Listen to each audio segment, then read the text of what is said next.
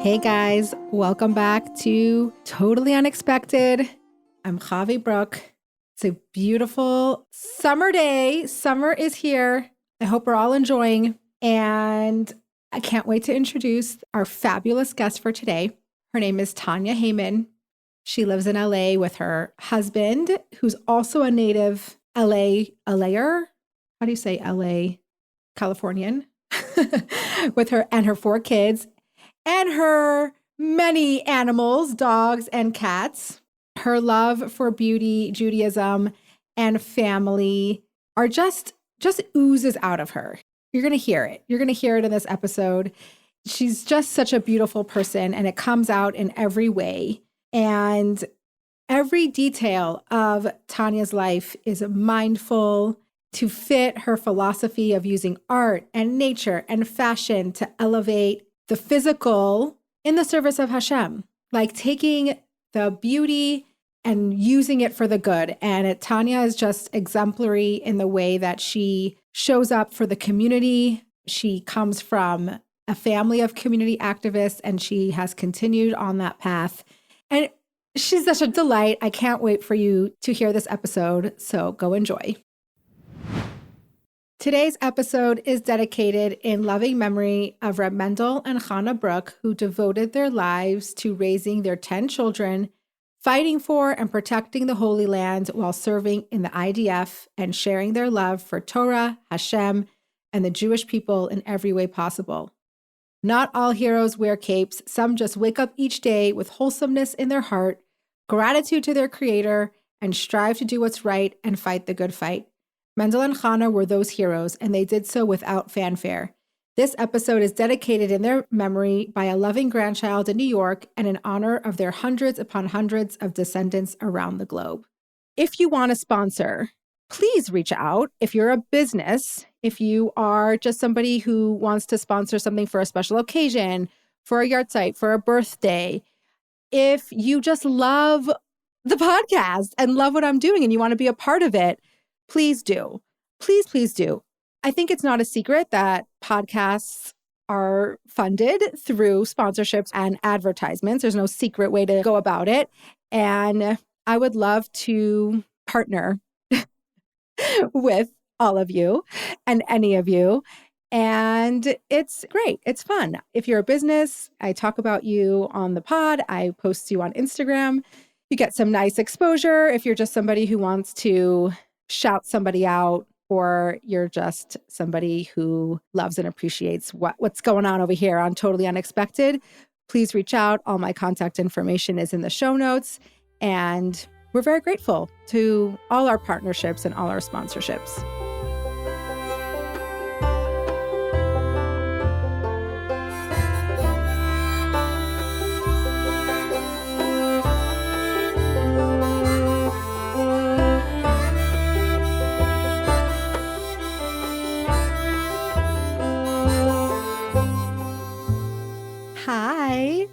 Hi, can you hear me? Is it good? I can hear you. Could you hear me?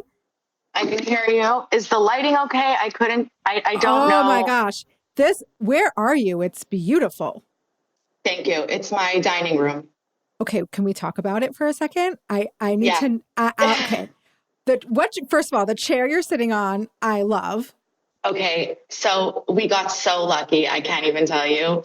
Tell me. This home is a Spanish colonial home from like I don't want to speak incorrectly, but it's like 1920s, 30s, something like that. This is like original. Okay. To Hancock Park, which is like, it's just so much character. So you have a lot of character in the homes. Yes. When we looked at this house, this was featured as the living room. Okay. And when Avi and I were walking around, we were like, the dining room that they had set up was like, this is not for a Jewish family. Clearly, this is not a, Yeah, we had to do that too, like switch the dining room and living room. I think it's a very smart thing. I think people get very stuck in like what's supposed to be, and like there's no rules for that. So we just have this like grand dining room that we are able to host. Like we had a Seder one year and there were like 50 people. So it's pretty cool. Yeah, it's pretty cool. Okay, and I love like the chandelier on top of you. I love the Yes. whole vibe. I love the whole vibe. Thank It's you. just so Thank you. funny because I was like thinking about our conversation and I'm like so excited to talk to you. And one of the thoughts that kept coming to mind as I'm like just, doing some intentional prep, I keep thinking like you're just the cool kid. You just like you have the vibe.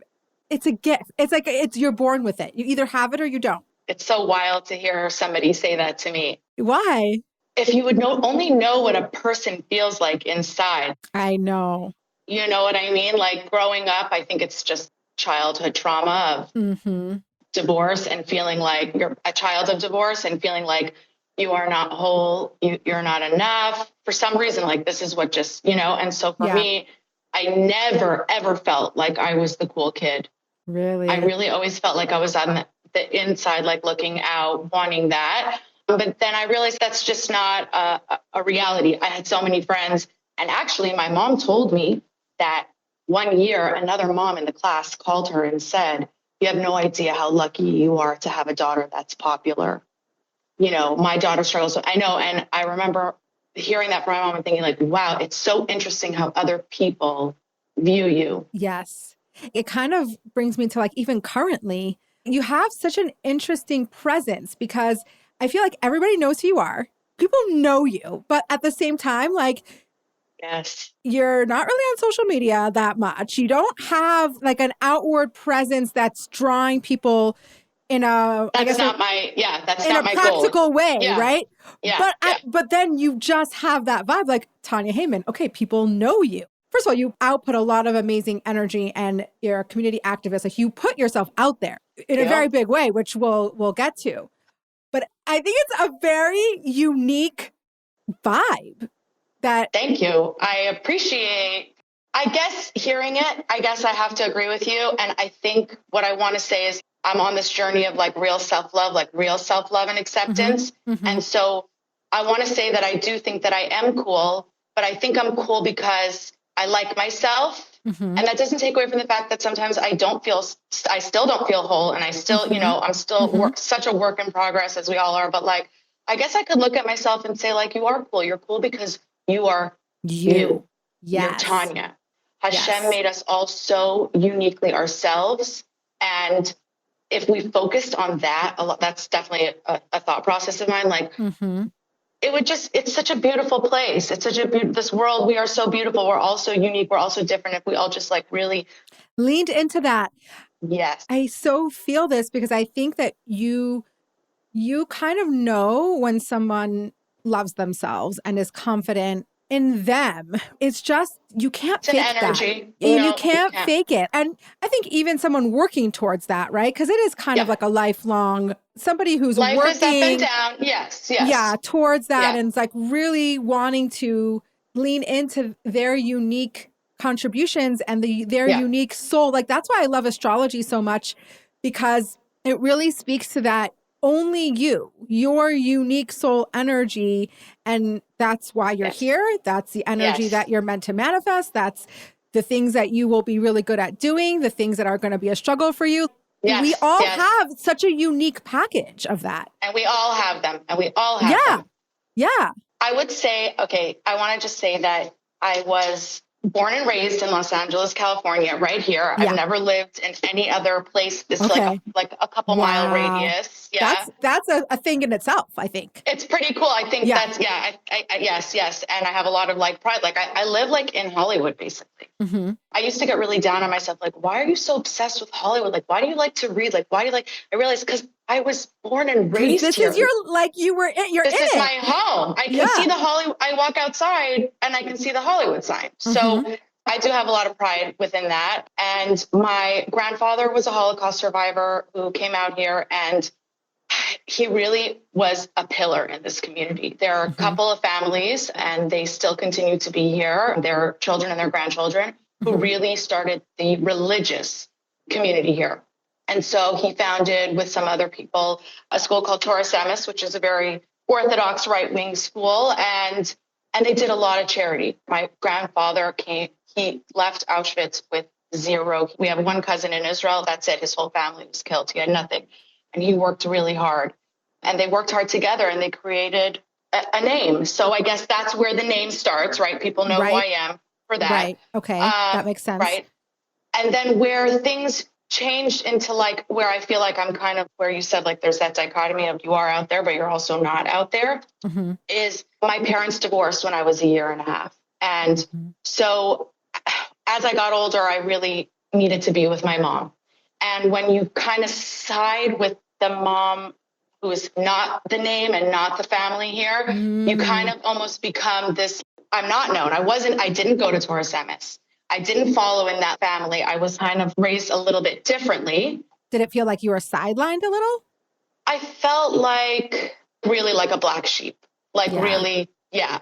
I will say though that my dad was an incredibly involved father and always wanted to have a relationship with me. And it was really such a struggle for me because as such a woman who needed like a lot of physical touch and a lot of love, and I was very sensitive, my mom was really equipped to give that to me. Whereas my father, who was raised by survivors, really was uncomfortable with that. And that was very hard for him. And I didn't understand it then, but now as an adult, I truly understand it. And I really, I get it. Yeah. Now you can understand where he's coming from. But as a child, knowing that you needed certain things and you knew where you were able to get that.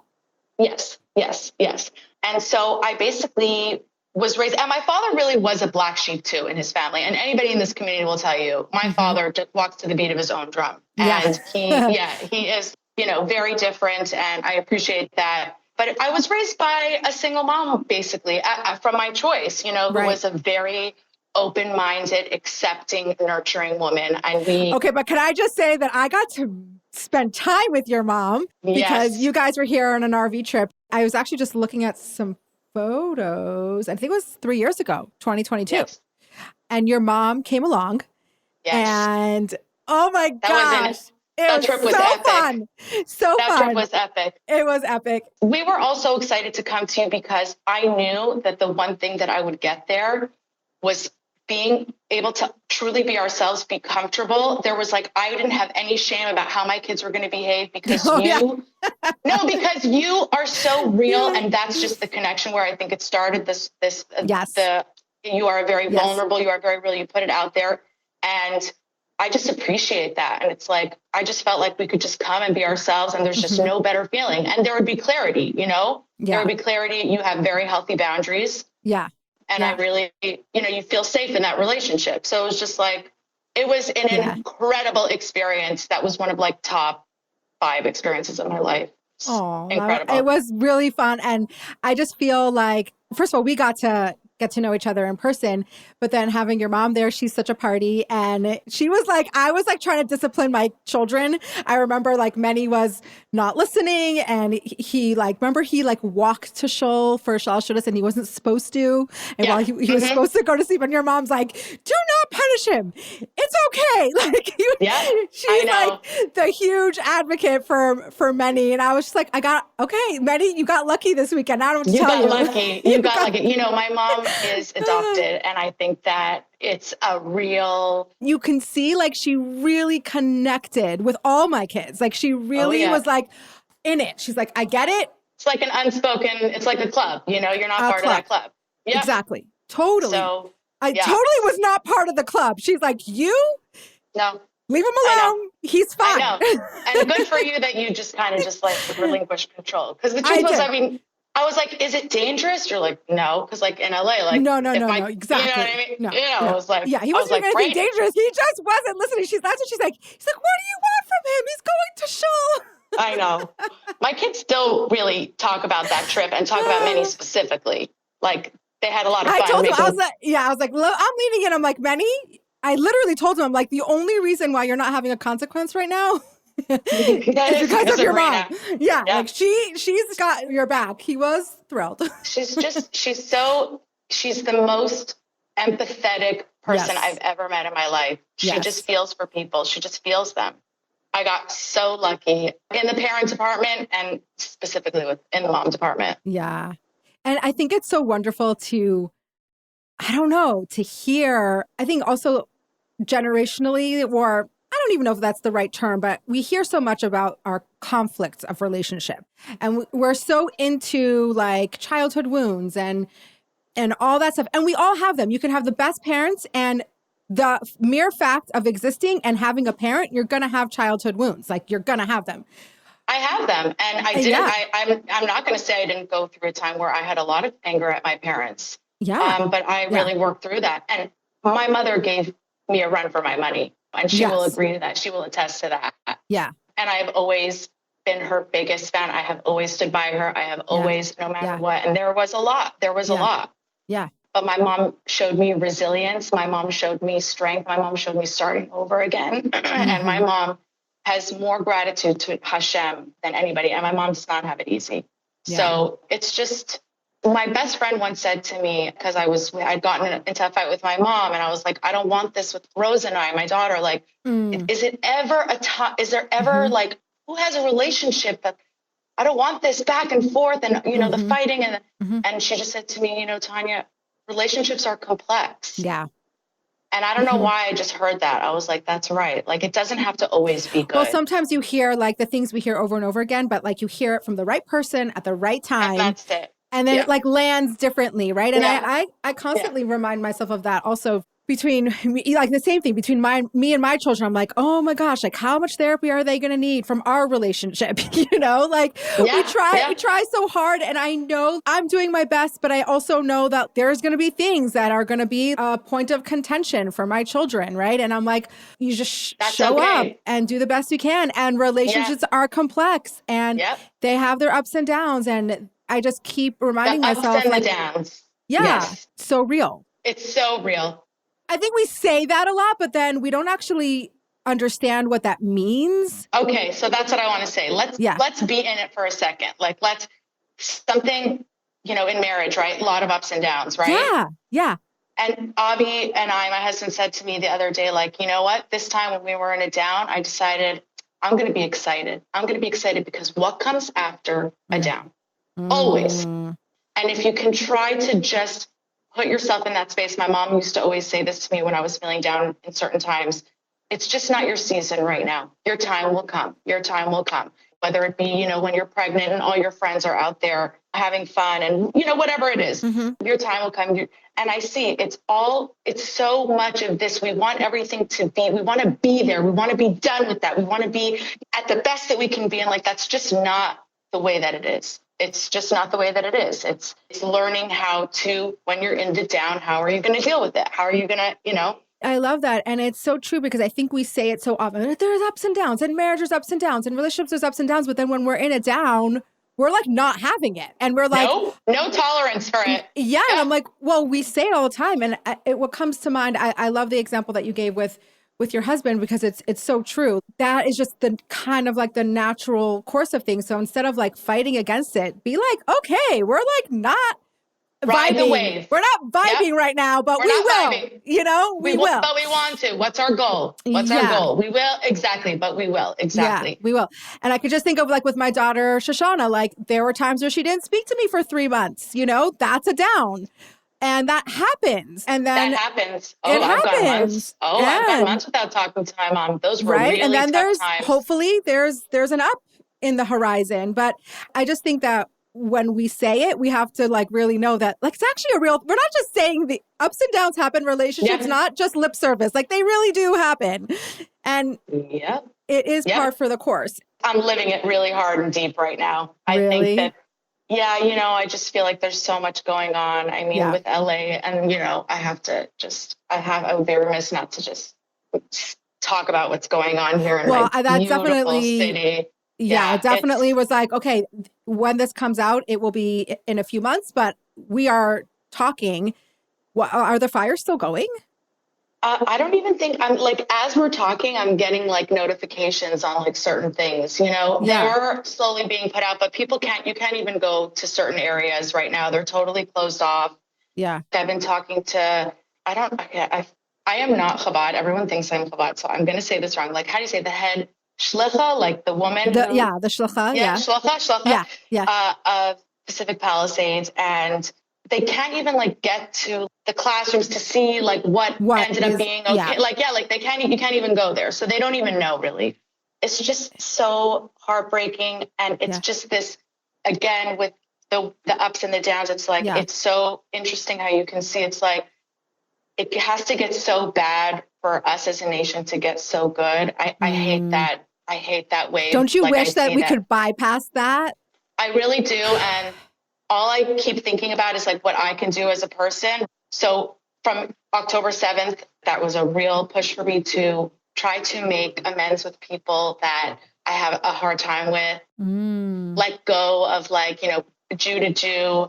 I don't want to add to the problem. Like I want to try to be like, at the end of the day, the only thing that we could really do, right, is be a good person, work on ourselves, focus inward. Yeah. Not being selfish, but truly like, I mean, being a little selfish is good, but I don't want to add to the problem. So like something I'm really, really working so hard on is the Lashon Hara. I just feel like it's such if we could just stop talking negatively. And it's so enticing also, like it gets you. I say it to people. I say it as a joke, but like not really. I'm like, I love Lashon Hara. Like we all, but like, I mean, there's very few people in the world that don't lean into a good gossip. It's your hard. Animal. It's almost like it's lust filled. It's like it's good for the second, and then after and then you're it like, feels disgusting after. Yeah.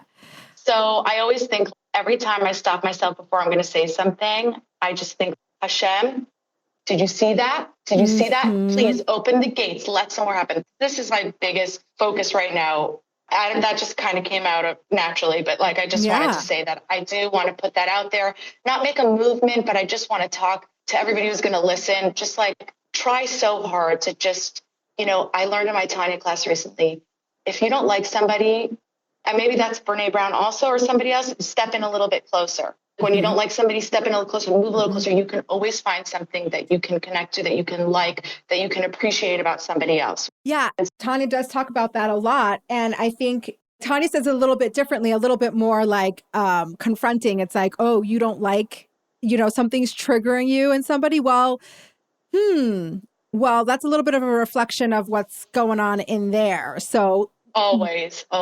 Not only step closer, but like also dig deeper. Why is that thing triggering you? And oftentimes it's something that we're struggling with, or we're defensive about, or we don't like about ourselves. So when we see it in somebody else, it's like really, really triggering. And it's like not an easy thing to lean into. It's triggering in it of itself, But I really, really, really think what you're saying is so practical and valuable at the same time, because like you said, we can only control ourselves. So it's such a tangible thing to do when you see the world kind of burning figuratively and actual physically happening literally. I really appreciate you putting it like that. That's such a good way. And I'm so happy that I can now have that, because it's so true. Like we want all our tools, in our toolbox. Like you said today, that's one I always say too. And so I'm always thinking, I'm a big therapy person. That was another big gift my parents gave me, is putting me in therapy right away.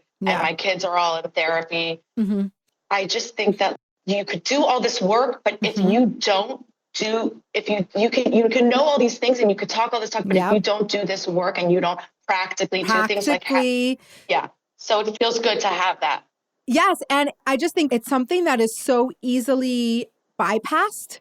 Oh, just be intentional for a second. Think before you speak. Lean in closer. Let's not add to the conflict or the problem or the negative energy, right? When you look at it that way, like it's really inspiring to me in the moment. When you are like, do I want to be someone who's adding to the negative energy, which is what's happening if you're saying something negative or doing something or participating in a gossip session, like that's negative, right? It's negative energy. It's very, and it's hard for me to, like you were saying, like, you don't want to add to the problem. I have a lot of signs around my house, and I have an Israeli flag on my car, and I was pulling out. And I see the conversation, I live right by a light. So people stop in front of my house a lot. And I've got, interesting. And I've got a lot of signs, and I like to watch people. Yeah. And I like register. Yes. I see them. I'm watching them in my mirror. Yeah. I'm pulling out, and I see them talking to each other. They wait till the light turns green. open the window and then start screaming free Palestine. Right. Everything in me wants to say bad words, profanity, stick my middle finger up. Yeah. And I took a deep breath in and I said, you are not going to add to this problem. Right. And I turned to them and I gave them the peace sign and I smiled. And I want you to know, I got that 2 times recently. But I was driving the other day and I got an Israeli couple, a whole family see me and they were going crazy. I was like that one, that will negate all the negative that, that you can say. I don't care. But I will say that I don't want to add to that problem. And it's hard for me. I'm a very passionate person. I'm a very reactive person. And I also am very a little bit, I'm not a feminist, but I am a little bit of, you need to speak up. You need to have a voice. Yes. I am not a surrendered wife. I took the course. I failed miserably. I try. I really do try. I think it's all, I don't think that, and I've learned for myself, love it. you don't need to be disrespectful. You can, and I also recently learned that arguing is part of our DNA, as long as you do it, in the correct and respectful way. There's nothing I don't know. wrong I'm always like, how do you move through life with no arguments? What does that look like? Where's the fun in that? Okay, I like that. Oh, I feel like Avi and I constantly, we just challenge. We like to challenge each other. It's the same thing with my husband and I. We respect each other, but we're at it. We say what we think. We don't always think the same thing. Neither of us are going to be a surrendered anything. So it's really tough. I find it tough to just being really vulnerable. I find it a little bit more difficult to raise children when you really have to be a partnership. You have to and you have to compromise, which at the end of the day, it's nobody's happy, right? It's you're both kind of got what you really didn't, it's right. It's so true. I have actually a real life example of this because I just got back from Mexico and you come home and there's something, gosh, I don't know if I'm going to get in trouble for this, but we're just going to go for it. But there's something when your spouse is out of town and you are doing with the kids and you're doing it your way. And there's something that's a little easier and in flow about that, right? Yes! So my husband feels the same thing. He's always totally okay. He's I get to do it my way. I get to bribe them as much as I want. I get to whatever. Yeah. And that's so true. And I love it because they're really happy when I'm gone because he does it his way. They're safe. Yeah. They're fine. But then I come home and there's always that little adjustment piece back. And one of my kids was doing their thing and acting out and I'm dealing with it my way. And then he's dealing with his way that he has been in the last week. And he's I've been doing this for a week and it works. I'm but I'm home now. And this is my way, So trust me, it's not, I have hard. So many real life examples. Yeah. Last night we were in therapy with my daughter together. We had a couple, we like to check in together and the topic of tznius, my daughter is a teenager and she's such a good girl and she is so tznius. And I think there's very different ways to define that. Interpret. Yes. And my mom was very much into, you have to act like a lady. She never said tznius. She never said you can't wear that. Only if it was because it didn't look ladylike. There's more than just elbows and knees, which of course I know why those things are there. I know why we have Gedarim. I know why we have Rebbeim. I get it. I also understand that, we are raising our child. But it's more than that. When you just go by you're also missing our huge piece to what it means to be the daughter of a king. Exactly. Visualize that. Exactly. And I explained, I was saying there's just a way to be, you said, being mindful about things and having an understanding when doing things when my grandmother lives in Borough Park, I'm not dressing the same way that I dress here. We're not living the same things. It's not me being fake. It's me understanding where I am. You being respectful. You being respectful. Yeah. So for me, I noticed that these are going to be challenges that we are going to have to work through and really learn and respect each other, especially when you are just being raised. We were raised so differently.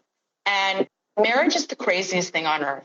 But I say that all the time. I'm who thought of this idea? It's a little crazy. Again, this is going to sound, people could interpret this anyway. Avi is my best friend. We were actually friends. Avi and I are married 18 years this month. Thank you, Hashem. And we were friends since we were 16 years old. I met that boy when we were 16. Yeah. Amazing. And he was my friend. And I felt for him as in the sense of, I respected him so much. There was no other 16-year-old boy I'd ever met like that. He was so principled. He was so valued. And now we grow up, we're married, and you see like those principles, those values, that's still very much within him, very deep, right? Yeah. And those are the things that are going to trigger you right now, now. What I married him for is what yes. I think, and honestly, I think if everyone's reflecting on their marriage, they're going to come to the same conclusion. The thing that drew you to your husband is the thing that's going to drive you the most crazy. Yeah. And so I really have to stop Two myself sides when of I'm the getting same frustrated. coin. Yeah. Two sides of the same. Exactly. Avi is, again, very religious, very principled, Yeah. Yeah. But I will say that I always say this to Avi, like, I feel very respected. Yes. Yes. There's a respect that, that comes with a man being very religious and principled. And just, there's, a major respect to women and to me. So I always say, like, he ain't in the strip club, so I'm good. He's in the Colo, Exactly. But imagine if like you agreed on everything. I don't know. I feel like that would just fall flat. No, yeah. I say Avi and I, we are yin and yang. We are yin and yang. I would be living on the street. Avi would be the most judgmental person, and I would be living on the street. That's what I say. Like you have to balance each other. I know there's no question that God put us in each other's lives to fill those where we are lacking. Yeah. And so that to me is, I will say, Avi and I also differ in this way, because you said, about the social media presence and all that. Yeah. Avi is a very private person, and I'm very different. I want to tell I meet somebody, we could, if I have good energy with you, I could open up to you. I could tell you, I relate to that.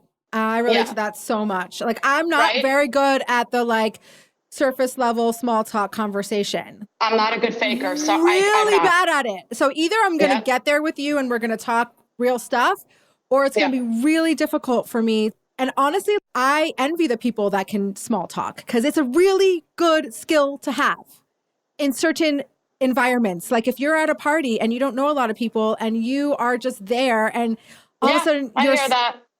And I'm like, I don't know how to, people are going to be surprised when I'm saying this, but if you really know me, it makes sense. Like, I don't know how to do it. I don't know how to just talk about nothing. Like, No, I don't want to talk about nothing. I just really don't. I don't have a desire. So if I know there's going to be a place and I'm not saying this in any negative way at all. I love my community. I'm different. As like, I guess this is more of like, if I know that that's going to be a lot of small talk in that, whatever it is, event, no. Yeah. No, I will do it for, people that I love. Like if, I have to do it, but generally you won't see me out so much to a certain extent. Like I live behind, we have a big, it's kind of like enclosed. We have like an outdoor courtyard out here. You have to come to my house. I really need to come to your house. Every room tells a story, which is another thing thinking about.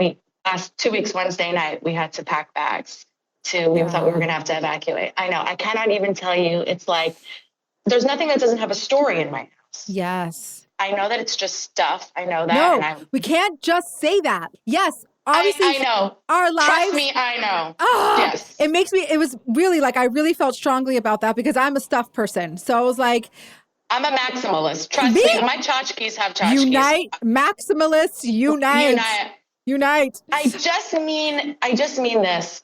My grandmother always taught this to me, because she would always give us things when she was alive. Like I would say like, oh, I love this. She's like, take it home. I want you to have it. And like, or like have things in your house. She's like, want to give it to you with a warm hand. When I die, I take nothing with me.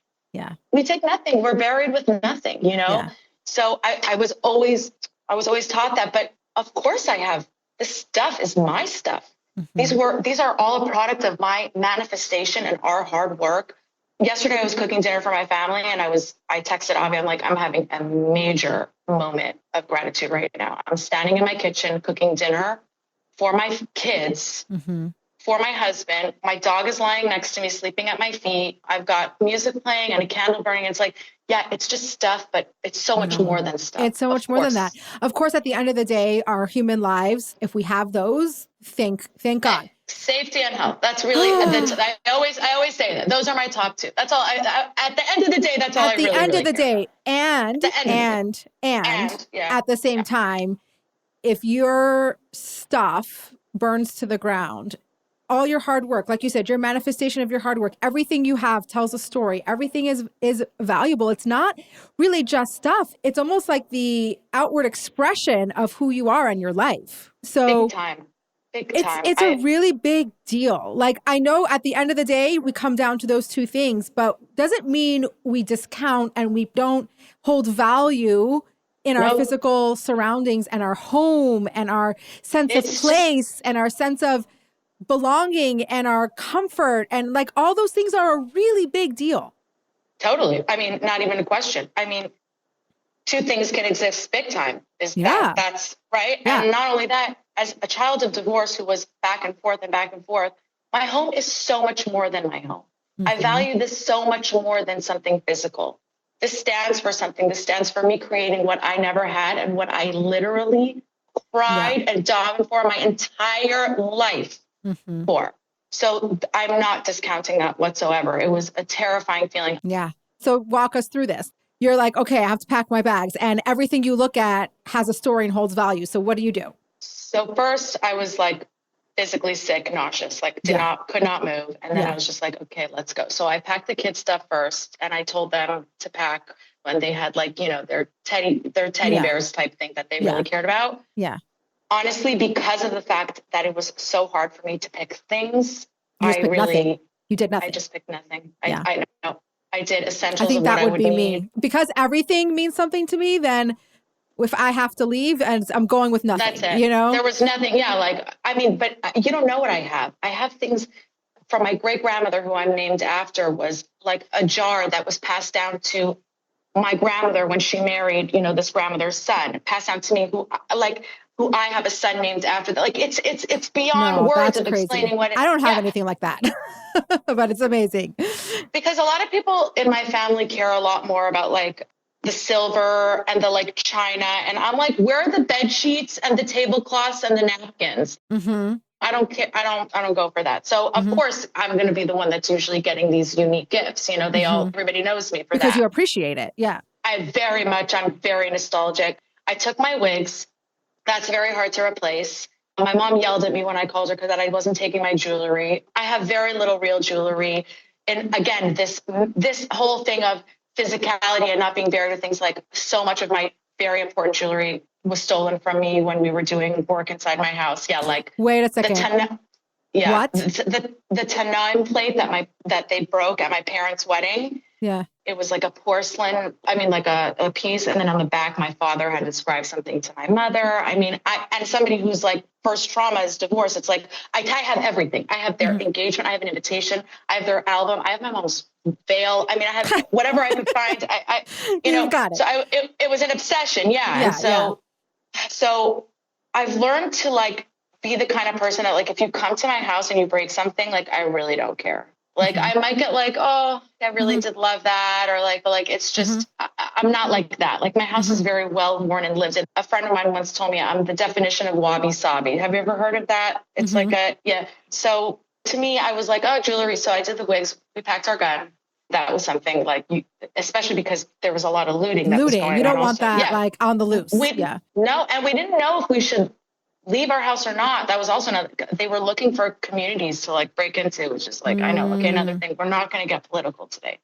I have been crying so much since the fires, and then Sunday with the hostages, and then what's happening. It's just like, and Trump is coming to California on Friday. And like, I have to please Hashem, because the fires could have been, everything is an act of God. And I believe everything is meant to be. Well, it's so interesting because like on Sunday with the hostages being the first set of hostages being released, and then I'm flying home from Mexico, and then Monday I come home and I'm just like so out of sorts. Oh yeah. And you almost forget like like I kept asking, like, why do I feel this way? Like, why do I feel? And then I'm like, oh, this is going on and this is going on. Like, I know. I know why you feel that way. There's like a lot of big things like outside of our own environment, out of our own control, like, and you're trying to find your place in them and you're trying to navigate it and you're trying like, and it's just really overwhelming. That is what I have. When people ask me how I am, I say I am emotionally overwhelmed. I have accepted the fact that right now, for me, being a human being is a little bit difficult. Overwhelming. It's really overwhelming. I'm a very emotional person, and it's so much to see. It's so much to experience in our lifetimes. It's really crazy. I mean, like we almost went from COVID to like October 7th to like this, like everyone's like 2025, like we're ready for the new year. 6 days in, California's burning down. Like it's a lot. It's a lot. It feels very scary. And I just have to be in acceptance that, I am emotionally overwhelmed and that's okay right now. I'm going to just feel it and go through it and be open about it. It's very hard to see so much pain and to feel so much pain. Right away when things happen, I'm like stuck. I'm like, I can't, I'm in a state of not acceptance. I can't. Then I start to, what's my first step? What I can do. Okay, so I can send money, right? Or Hashem, I could send money. And then I start to get really down on myself. Why are you doing nothing? Why are you sitting around? Why are you just surviving? Nothing is going on with you. You know, my brain starts talking to me like that. Like, look at, and then comparing what everybody else is doing versus what I'm doing. But it's like, hello, I don't know what, I feel so emotionally overwhelmed. It's not even happening to me. And it's like, I can't even, it's like the animals, you can't understand what it feels like for me. You're an empath. Are you an empath? I am. No question. Yeah. And my brother always used to say, like, you're a terrible person. Like, if there was a homeless person burning and a dog burning, you'd save that dog and you won't even deny it. And it's like, it's hard. It's hard to see these creatures that can't speak for themselves. You know, it's like babies too. It's like that whole, I can't. We all, you know what? We all have, we have to use it to our power. Like we all have the things that touch our heart and soul. And there should never be like shame around that. For me, it makes a lot of sense, right? But I have a thing with like children in foster care or the whole like abandoned children thing. So that to me, like if I'm watching a show, if I'm seeing something like I'm out, right? So, I mean, to bring a little humor into that, it was a couple years ago when all that crazy stuff was going down at the border in Texas with like the kids being separated from their. Oh, yes. Oh, God. And it was, and I just like, I'm out. I don't tell me, like, don't tell me about it. I don't want to know about it. Ignorance is bliss. Exactly. This was the period of time where I would go to Texas for the summer with my kids. And my husband says at the Shabbos table, he's like, do not let her near the border. She's going to come home with all the kids. And like, there's something so true about it. I'm like, I want to be friends with that person though. That's the person I want to be friends with. He's like, she's going to come home with all the kids. I'm like, you're not wrong. You're not wrong. You're not wrong. Yeah. Do you ever see those those like, I don't know, do you call them memes? I'm so Yes. not. Okay. But they're like, I won't tell anybody that I won the lottery, but there will be signs. And it's like, yes, there will be signs. Gazillion animals, like my dream is to have like a not-profit farm with all these animals, like all that. But like, I also, like you said, you have to use it for your advantage. Like I also I cannot go into a pound. No. I cannot go into. No. So it's like, I feel for them, but it's like, I'm so, well, you have to like, at the end of the day, we have to figure out how to function in this world. Yeah. And then there are certain things like we have to create our own boundaries because it's not callous. I feel like we sometimes feel like we're callous when we remove ourselves a little bit. I struggle with this a lot. Like, I'm not feeling enough. I'm not caring enough, or I'm moving on with my life. How could I? All that kind of stuff. But at the end of the day, it is our responsibility. This is what I tell myself. Maybe it's just to make myself feel better. Maybe it's wrong. Like I would like to hear your thoughts. But at the end of the day, I have to figure out how to show up in my life and in my world. And sometimes that means I have to have some boundaries. I was just about to say, it's the boundaries. It's very hard for people sometimes to hear your boundaries. my dad would tell me, like, people ask me, can I meet with you? And I say, no. People expect you to say, but why? Like, you don't owe anybody anything. You can, it's nice, but I'm not necessarily like to that degree, but I will say that having boundaries and doing that at the end of the day just makes everybody else feel safe because they know exactly where you stand. So you might get pushback on that, but then it's like, oh, but that's Tanya, that's like everybody will know where you stand.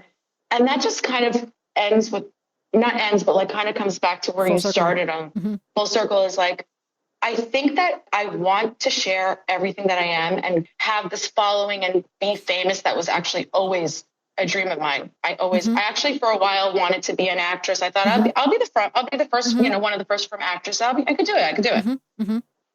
And then I'm such an empath, like you said, I'm so sensitive, which I was always told, you're so sensitive, you're so sensitive. Like, yes, I am. Correct. This is who I am. And if I hear anybody speaking negatively about me, or if I really don't feel accepted, then I'm just going to like run and hide. And so. But that I think is one of the things that is so unique about you, because I was thinking about this. This speaks to like your on and off. Yeah. So you're sharing and then you're like, not, you're gone. Radio silence. Radio silence. But I think what you're explaining it perfectly. It's like, you are so true to yourself and you will never show up not authentically with who you are. But if you show up in that way and you get pushback, you're like, okay, I'm out. Yeah. It's like, I have so much that I have an inner critic. Like, I don't want to necessarily hear that, or that like, stuff. I am sensitive. There was a point where I was gaining some traction on my Instagram page and I was being recognized and because it was amazing. It was great. Thank you. I appreciate it. But, then I started to hear people whispering and saying things behind my back. And it's like, but I gave you I gave you all of me, but like I was. Yeah, but this is me. Like, why are you taking that? And so mean. It's so hurtful, mean. Like people are like, what is she smoking weed and then sharing it? Like, what do you mean? Like, you're having a glass of wine. Like, what are you like? Yeah, and of course I'm going to say like we all judge right away, but I don't think that I'm a judgmental person. And I really try to see like most of us are just trying to do our best. And that's where I can really also look at my parents and be like, those people were just everything I'm going through, they're going through. And they were, I know what I'm going through right now. And it's, and I'm raising my kids like, I don't know who let me do this. Who decided that this was a good idea? Yeah. So like hearing those things and knowing people were talking about it, it's like, why should I give them a reason to talk? So that I'm just going to like absorb it. Yeah. I really absorb it. But I think what's unique about the way you went about that is I think many people, and again, everyone has a different personality and a different way they show up in the world. And that's them, right? And we need to have all types. But I think oftentimes if someone's out there sharing and then gets feedback that is hurtful, some people start to contort themselves, or like they still want to show up and share, but they'll temper what they share, or they'll hide parts of themselves, or they'll give people what they want. And what's really fascinating about you is that you're like, no, this is me. So either I'm going to show up as me and be there, or if it's too much for me, then I'm just going to keep me to myself a little bit more, which is different from me, who is very much like, this is me, take it or leave it. But then I don't really care that much about. I want to be that. I admire that so much. It's not saying that I don't care. Like, I am human, and it does affect if I hear negative things. I do want everybody to like me. Let's just put it out there. Like, most people want people to like them. I would agree. Yeah. But I just shake it off. Like, I'm just like, okay, it almost emboldens me a little bit more. I'm like, oh, you don't like that? Well, guess what's coming? I love that. I remember having a conversation with you in your kitchen where you were expressing something to me about somebody not liking something that you did, which was for me like so strange. Like, what do you care? Like, what I really think is when we're so real, it makes other people feel so uncomfortable because they cannot do that. It's so uncomfortable for them to like, they're so not within themselves. And it makes people feel uncomfortable when we are. I loved hearing from you. Like, yeah, but I'm still going to do it. I'm still going to talk about it. Like, there was something I felt very strongly about talking about on my platform.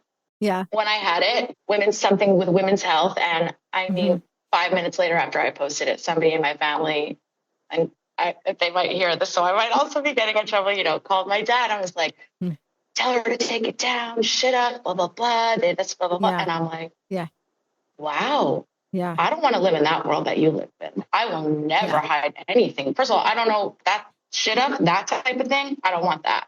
I don't want my kids going into a marriage where not everything is out on the table. It's like, do me a favor. You want to marry me? Then this is what it is. That was one of the reasons it's impressive about Avi, because he knew everything. He saw everything. He saw me at the worst times. But at the end of the day, what does hiding it get you? So it comes out later, and then the truth always comes out. If I will say one thing, is honesty is my best policy. My family, Baruch Hashem, it's something I was really taught. You be honest, because you will always be caught out. I mean, it's the way it is. It's interesting the way the shidduch system works, and it's a whole separate conversation. And I'm not so in that world, but it's like interesting where there's like certain things you say and certain things you don't say, and I'm like, for what? I don't. If that person is not for right, if you're hiding something to be with somebody, then at the end of the day, the person's not for you. Who wants that? I definitely don't want that. Like, it's hard enough as it is. Like, let's just But I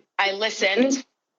And I didn't ever talk about it again. And it's really not because I don't feel the same way, and I still feel strongly, and I will talk about it out in the world, and I'm very open about my diagnosis. And I guess you're right. It's like, I'm either going to do it or I'm not going to do it at all. And you're going to do it. And that's that. There's a period at the end of that sentence. I'm going to do it. Yeah. I like it. I'm inspired by it. There's a flip side to that too. The same thing that we spoke about before, the thing that you drew to your husband is the thing that's been driving the most crazy. It's like your biggest asset is your biggest liability. It's true. Are you kidding me? So, my big, open, vulnerable mouth says things all the time that I'm just like, Wow. Like, stick your foot in it. Yeah. But I think the more that we accept ourselves, the more we lean in and the more I feel like it's like about harnessing your energy, again, not to be a broken tape recorder. But I'm very into energy. Yeah. And also, like, back to astrology, like when you can tap in and know what your energy is and know what your strengths are, it just gives you the opportunity to harness it. Yes. Instead of tripping up and like falling into these pitfalls that we all do. But I just feel like the more information you have and the more you understand your energy, it allows you to use it in the right way. Yeah. Well, now I want to learn more about my astrological side. Now I'm like so curious about that, because you're right. Well, because I'm kind of on that journey now. Like, I don't have a lot. I don't know a lot, but I'm just so fascinated by it. And the more I read about it, the more I'm like, oh my gosh, it's just so cool. It's so cool. It is so cool. It really is. And energy is just, I think it's becoming more and more mainstream and more accepted. I just wish that it wasn't so marginalized or like, oh, you're alternative or you're kooky, because I mean, like, it's all energy. It's everything. Undeniable. I mean, it's in the Torah. It's like, what, how can you like make it not, I don't get it. All that is so people don't want to like tap into it and they want to avoid it. But I'm like, it's just, I was talking to my therapist. It was around October 7th time, and he's not Jewish. And coming from him, it was very profound. He's like, the generational trauma that the Jewish people carry is just mind-blowing. Oh my gosh. To hear it from him and to hear it from an outside perspective, and like, also, I think Jews in general, we're so action-oriented. We're in survival work. We're constantly like growing and building and adding light and like overcoming, that we forget that we're constantly persecuted, and we constantly are having to rise above that. And it's in us. For a non-Jewish person to like observe that and see that and be like, oh my gosh, like, you guys, like, you carry a lot. And it's not just from your current life, it's all your ancestors and what everyone has had to overcome to just exist. I mean, I can speak so much to that because I was raised very close to my grandparents, and they're all survivors. And it's like, Did they talk about it? Oh, yeah. Oh, yeah. Yeah, we talked about it. One year I actually interviewed my grandfather, who was in Auschwitz. My grandfathers were in it the worst, but my father's father was really, it's so painful to even, it was so hard for my grandmother. She would tell my grandfather not to talk about it. She wasn't she didn't want to hear it. Yeah. she was in hiding, so she was able to hide. And then my mom's mom was actually sponsored by a family in America. And she recently showed us the affidavits going back and forth between like Germany and this family, and how he had to show how much money he made so that he would to be able to bring to be able them to afford. Yeah. And I mean, it was like ridiculous. It was like ridiculous. It was such a small price, but it was, they were more modern Orthodox, maybe not even, yes, they were modern Orthodox, a family of like 6. And then my grandparents, my grandmother and her family were like a family of like 11. And they brought them into their apartment and they saved them. But my grandmother did experience crystal knock. It was a scary time. It wasn't just like, oh, they were saved and nothing happened. It was like building and building and building. Oh, of course. And you saying like the generational trauma. I don't know if it was because I was raised hearing so much about it and it was such a focal point in our lives. We didn't waste food. We put away half an apple in the fridge. Like there was no throwing away anything. But I feel like my neshama is so connected to the Holocaust. Like I wonder if it was there before. I have dreams on a constant basis where my grandparents are always in it. And it kind of revolves around escaping, being able to get away. Not necessarily like, are there Nazis there? But it's always in this, it is so deep within me. It's wild. Yeah. What you're saying rings so true. And yeah, because I think sometimes we are so dismissive of that. Yeah. And if you do energy work, and I do, especially for myself and my children, so many of the emotions that we store are not even our own. There are from previous generations, from other people, from trauma gets stuck. Yeah. And it's like, when you realize that like you could be feeling something so deeply and it could be affecting you and it just builds and builds and builds, but it's not even yours. It's mind blowing.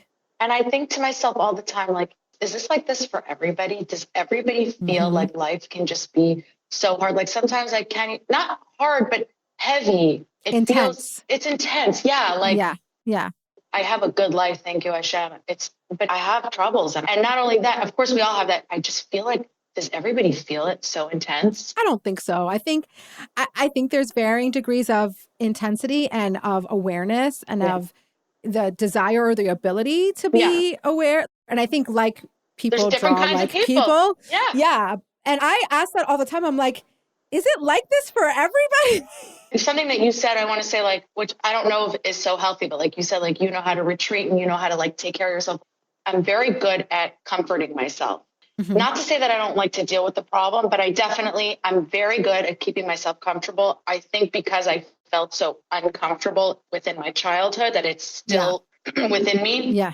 And I have all these mechanisms on how to like keep myself comfortable. And one of them is not letting a lot of other noise in. So I'll delete Instagram quite often, like just delete the app. And sometimes just for a couple of hours, sometimes even for an hour, but sometimes, for a couple of days, because I just know how it affects me so much. Yeah. So I don't even want to hear it. I don't know. I mean, I think that's healthy, but like the other comforting things are probably not healthy. One of them that used to be food now is, thank God, something that I've worked so hard on is not doing that, comforting myself with comfort food. Yeah, that's really hard. It's so ingrained. It is crazy that I talk to my nutritionist about this all the time. Like sometimes I think to myself, like, okay, this is like the fires, right? Like when things are going on, like I tell myself, okay, you deserve some comfort food. The fact that I used to think that getting a fried whatever or a fat, like the things that are not going to nutritionally fill me up and make me feel good, like really good, like really realizing what actually is comfort food. What is really going to make me feel good?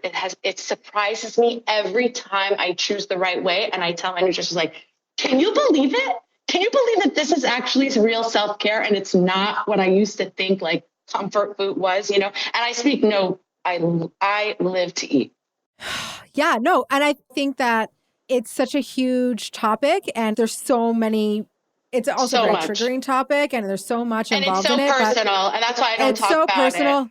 No, but I think we could talk about it because I mean, like, I'm not talking about it on Instagram. Like, one thing that I am careful about is I don't love to talk about like so much the workouts that I do or the skincare that I use. Yeah, because it's so, what do you want? You're going to wash your face if I don't wash my face. Like, Go see it. I cannot tell You're you. going to do the exercise that is good for me. It could be horrible for you. The skincare that's good for me can be horrible for you. Like I really align with that. I trust other people. And I always say, you got to find what works for you, because then you'll be consistent with it. That's just with everything. If it doesn't work for you, you're not going to come back and you're not going to do it. So figure out a way that it works for you.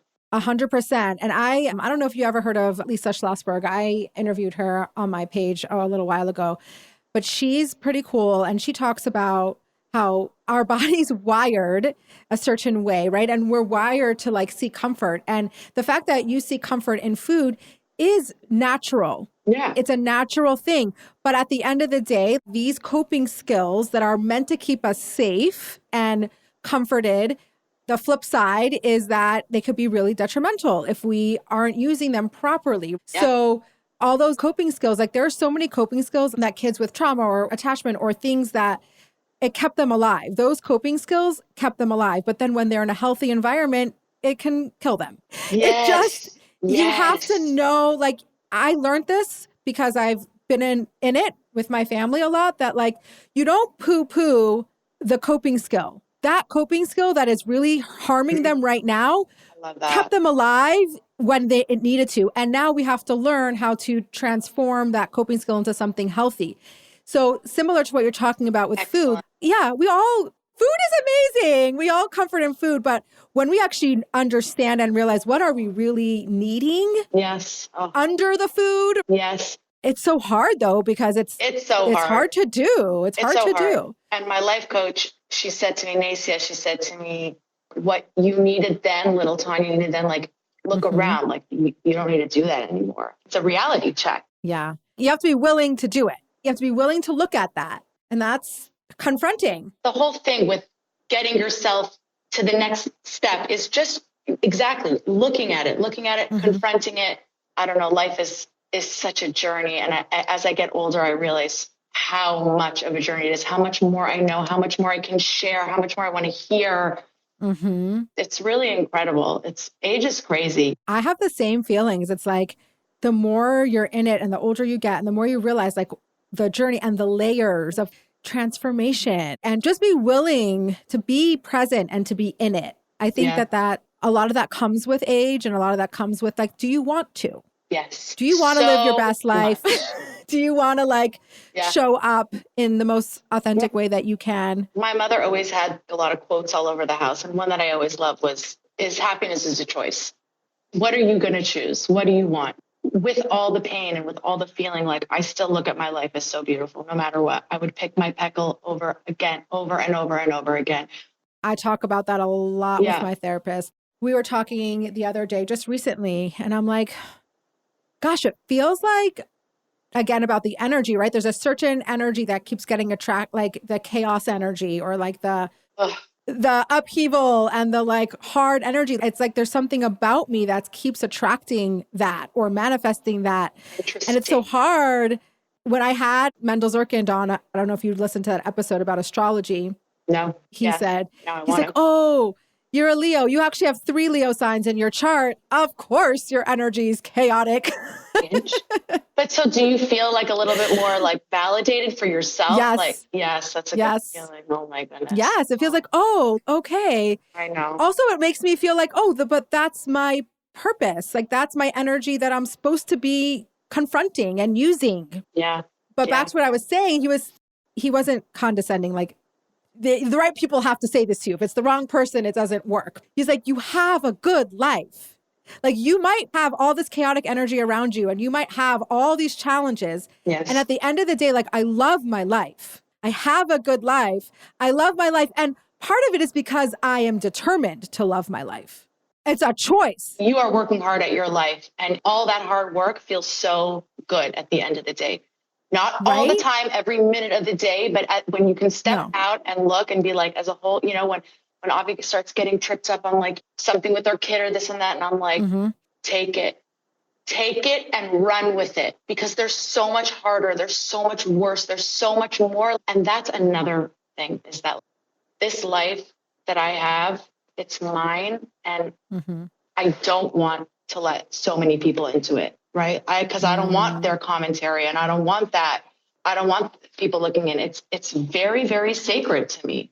I know it's sacred to everybody else, but because I'm such an but the way it's a very personal thing for me. Like I relate to that, but I want to share every, Same. Let me show you my life. Sometimes I'm like, why am I like this?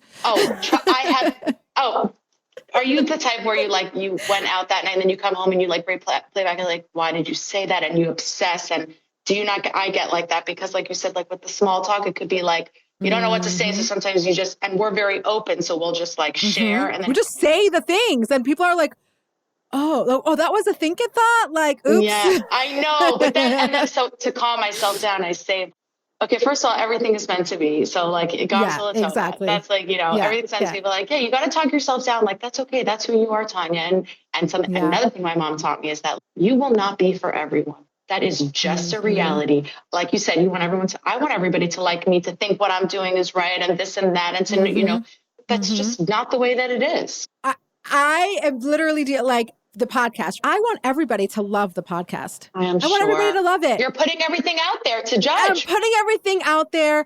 It's such a unique way to be vulnerable because it's not like I'm sharing my story. It's me. When I'm showing up at the podcast, this is me. This is who I am. And so I want everybody to appreciate it and love it. And the reality is you're not for everyone. And that is I'm processing that now. I'm like, it's a little hard. It's very hard. To really face it and to really move through it and accept it because it's one of those things that we say, like the up and down thing. It's another thing that we say, but then when you're actually facing it, it's very uncomfortable. It's a lot harder. Oh, I'm not for everybody. But when someone is, especially if it's someone you want them to like you, you care about their opinion. Yeah. And you want them to like it and appreciate it. And it's just not for them. Yeah. That is rough. It is very hard. And I will say this. I don't even listen to podcasts. It's the truth about me. But it's we take things so personally. And I'm so scared to say that out loud because I have a lot of people in my life that it's funny. I'm on podcasts. I don't listen to them. If I'm listening to anything, it's going to be music. Music is my medicine. It's spirit time is the word I get any heads there is. If you have a chance to listen to something, it's going to be music. Or I do indulge in some reality TV. So no, I'm saying if I'm putting on headphones and walking around the house. Yeah. I can't understand people that don't listen to me. It's so interesting to me. Some people are like, no, I could live without music. You could live without music. No. Yeah.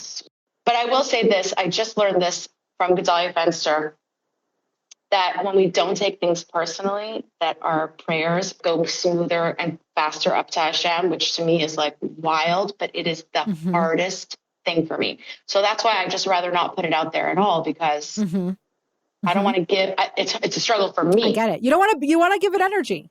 Yes. I am starting to see how strong energy is. When I meet a person, there's something palpable. It's not, I just spoke with somebody to do some energy work with, and I was like, oh, we do it over the phone. She's like, well, yeah, because, energy has no space and time. It just is. And I was like, whoa, that is, hold on. I need a minute. That's a big concept. So I want to just delve in a little deeper on the black sheep thing. Yeah. Because first of all, I think I inherently am attracted to that in general. Yeah. But being different, first of all, but when did you realize that you were a black sheep? When did that realization come to you? It's so weird because I can literally physically remember the exact moment. Yeah. Really? Yeah. Wow. And I don't want to speak negatively about anybody in my family because again, I have so much respect for my family. They gave me so much, but my grandfather, Sam Menlo, was a very tough guy and he had to be, he really had to be. And he had no tolerance for anything that he just didn't understand or didn't agree with. And so when I would show up to their house, I would be wearing whatever I would be wearing. And it was never classy, basiakovi, it just wasn't who I was. I was always very interested in fashion. My mom always let me wear what I wanted, meaning to a degree, Yeah. I want to talk about that too. After I was bat mitzvah, I chose not to wear pants, even though that would have been okay. It just was a choice that I made. I was kind of surrounded by, interestingly enough, I went to school, a more modern school. And interestingly enough, most of my friends, we were all kind of more on the right, which is really cool. I don't know how that happened. Yeah. Interesting. Yeah. So I was influenced well, and I recognized early that the people that you surround yourself with really, truly do influence. But I remember being in my grandparents' house and my grandfather making a comment about what I was wearing. And it wasn't because it was not sneeze. He was just like, what are you wearing? Like, what is that outfit? Yeah. I don't get that. I don't get that. Yeah. And like, I went into the office and I called my mom and I was like, Mommy, so you just blah, blah, blah. And I see, like, I'm so different. Like, I just don't fit in. Like, and it wasn't like that I wanted to. It just was like a realization. And I was very young at that point. I was young. And I guess like there's really nothing that I could say, like, it's just who I am. And I was just given the space to be who I was. So my mom used to tell me that she used to let me wear things, and I was a little girl, and she would walk around and she would tell people, like, I didn't dress her. I had nothing to do with that. Like, credit so much to that. I never, when Rose did not want to wear something, even if it made me sad, I just, whatever she wanted. And I saw it was a real struggle for a lot of my friends that their daughters didn't want them to wear what they wanted. And I just always reminded myself, but look at your sense of style. It might not be for everyone, but I know it's mine. Well, that's a huge part of you. Your sense of style is amazing. And I love it. Thank you. Also because it's not sterile. It's fun. It's colorful. It's unique. I dress according to how I'm feeling. I don't have one style. There are some times where like I do want to look like really class and, chic. Chic. I love that. I totally love that. But most of the time it's just a real reflection of how I'm feeling. And I make a vibe. It's not just an outfit. But I will say that like day to day, I am in my workout clothes. And I always say to people, like, I was recently at a bat mitzvah and somebody that I knew, it took her a minute to be like, oh, like she didn't recognize me because like you were all dressed up. I clean up nice, as they say, day to day, But I think and I think that you appreciate this too, because you also appreciate fashion and you like to get dressed and you have a sense of style and your home reflects that too. And like, for me, it's like, I want to look at beautiful things. I don't mean like in the vain way. And sometimes I do say like, I am a little bit vain. I totally care about the way I look. I say this all the time. I'm like materialistic. Like I'm a very deep person that likes material things. Yes. I like beautiful things, not just what you're wearing, what your house looks like, but like what your house looks like, what your environment is. Nature, like all of that. Nature. This world is so, like we discussed, so heavy and so tough. It's like, I want to look at the beautiful things. I want to see Hashem in everything. I want to elevate every single thing I do. So there is thought behind it. Decorating my home, setting my Shabbos table, all these things. These are very important and intentional parts of my life that like, I don't feel like that's like you're saying it's materialistic. Yes, of course it's physical, but it's like if you, and I learned this in Tanya, like if you make everything, if you elevate everything, everything can become for Hashem and with a purpose. And I don't know, that's. Yeah, I'm fully on board with that. But I wrote an article recently about being a maximalist. And the thing that I struggle with, I'm so on board. Tablescaping my Shabbos table is one of my biggest joys, right? I love seeing them. Yep.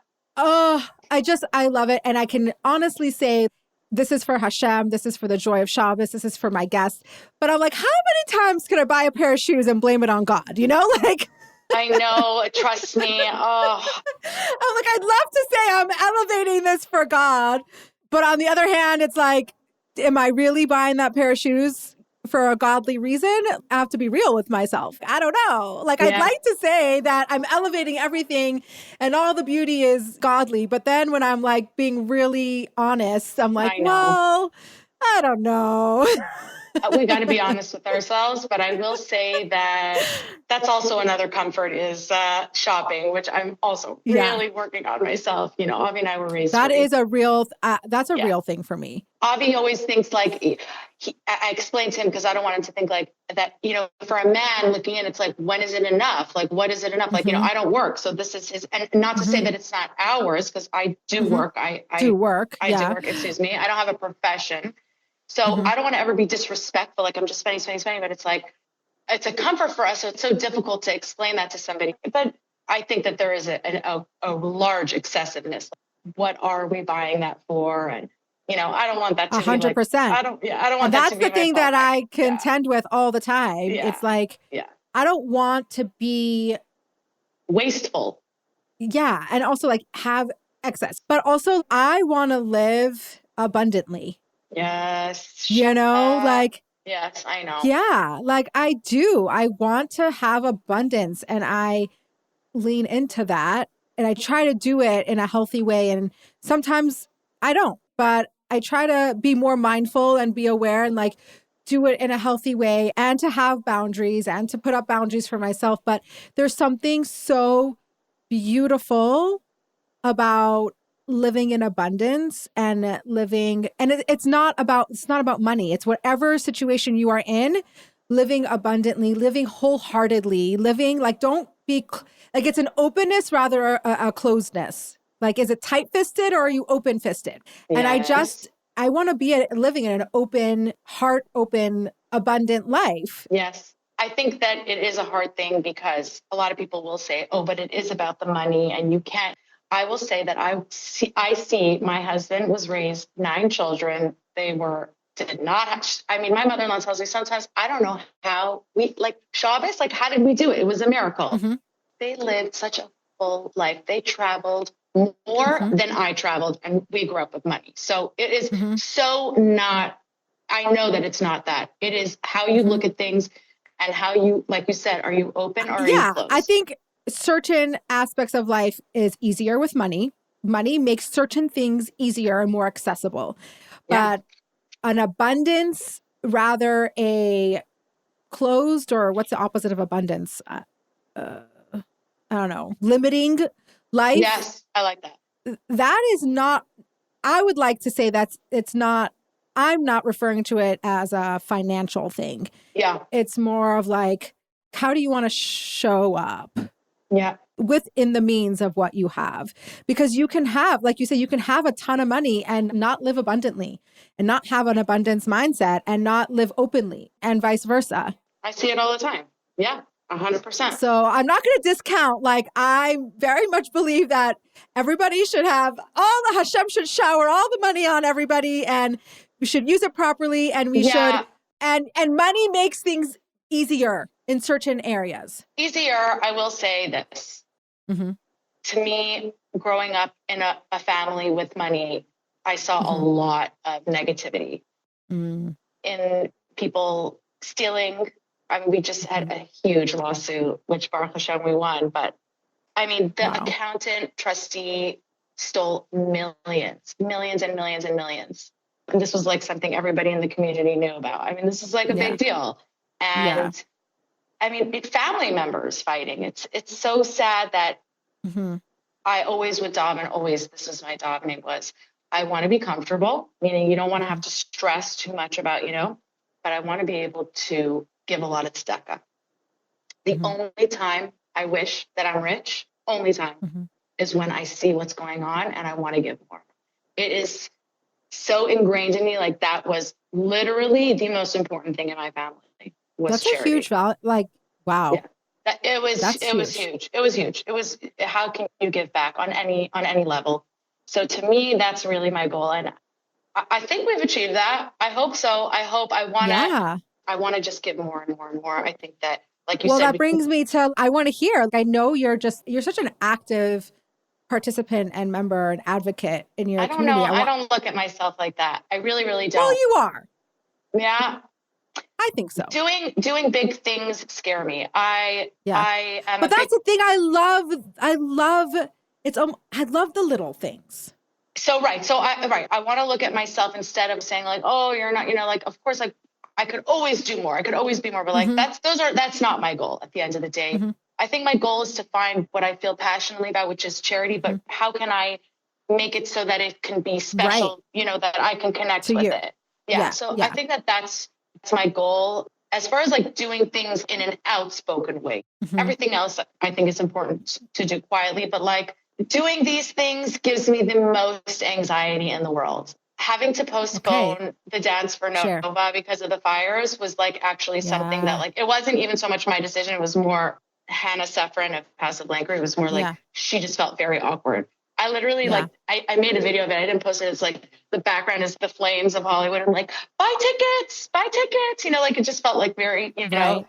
That's what I find. It's been like Yeah. this all along, but it feels especially poignant now is like Yeah.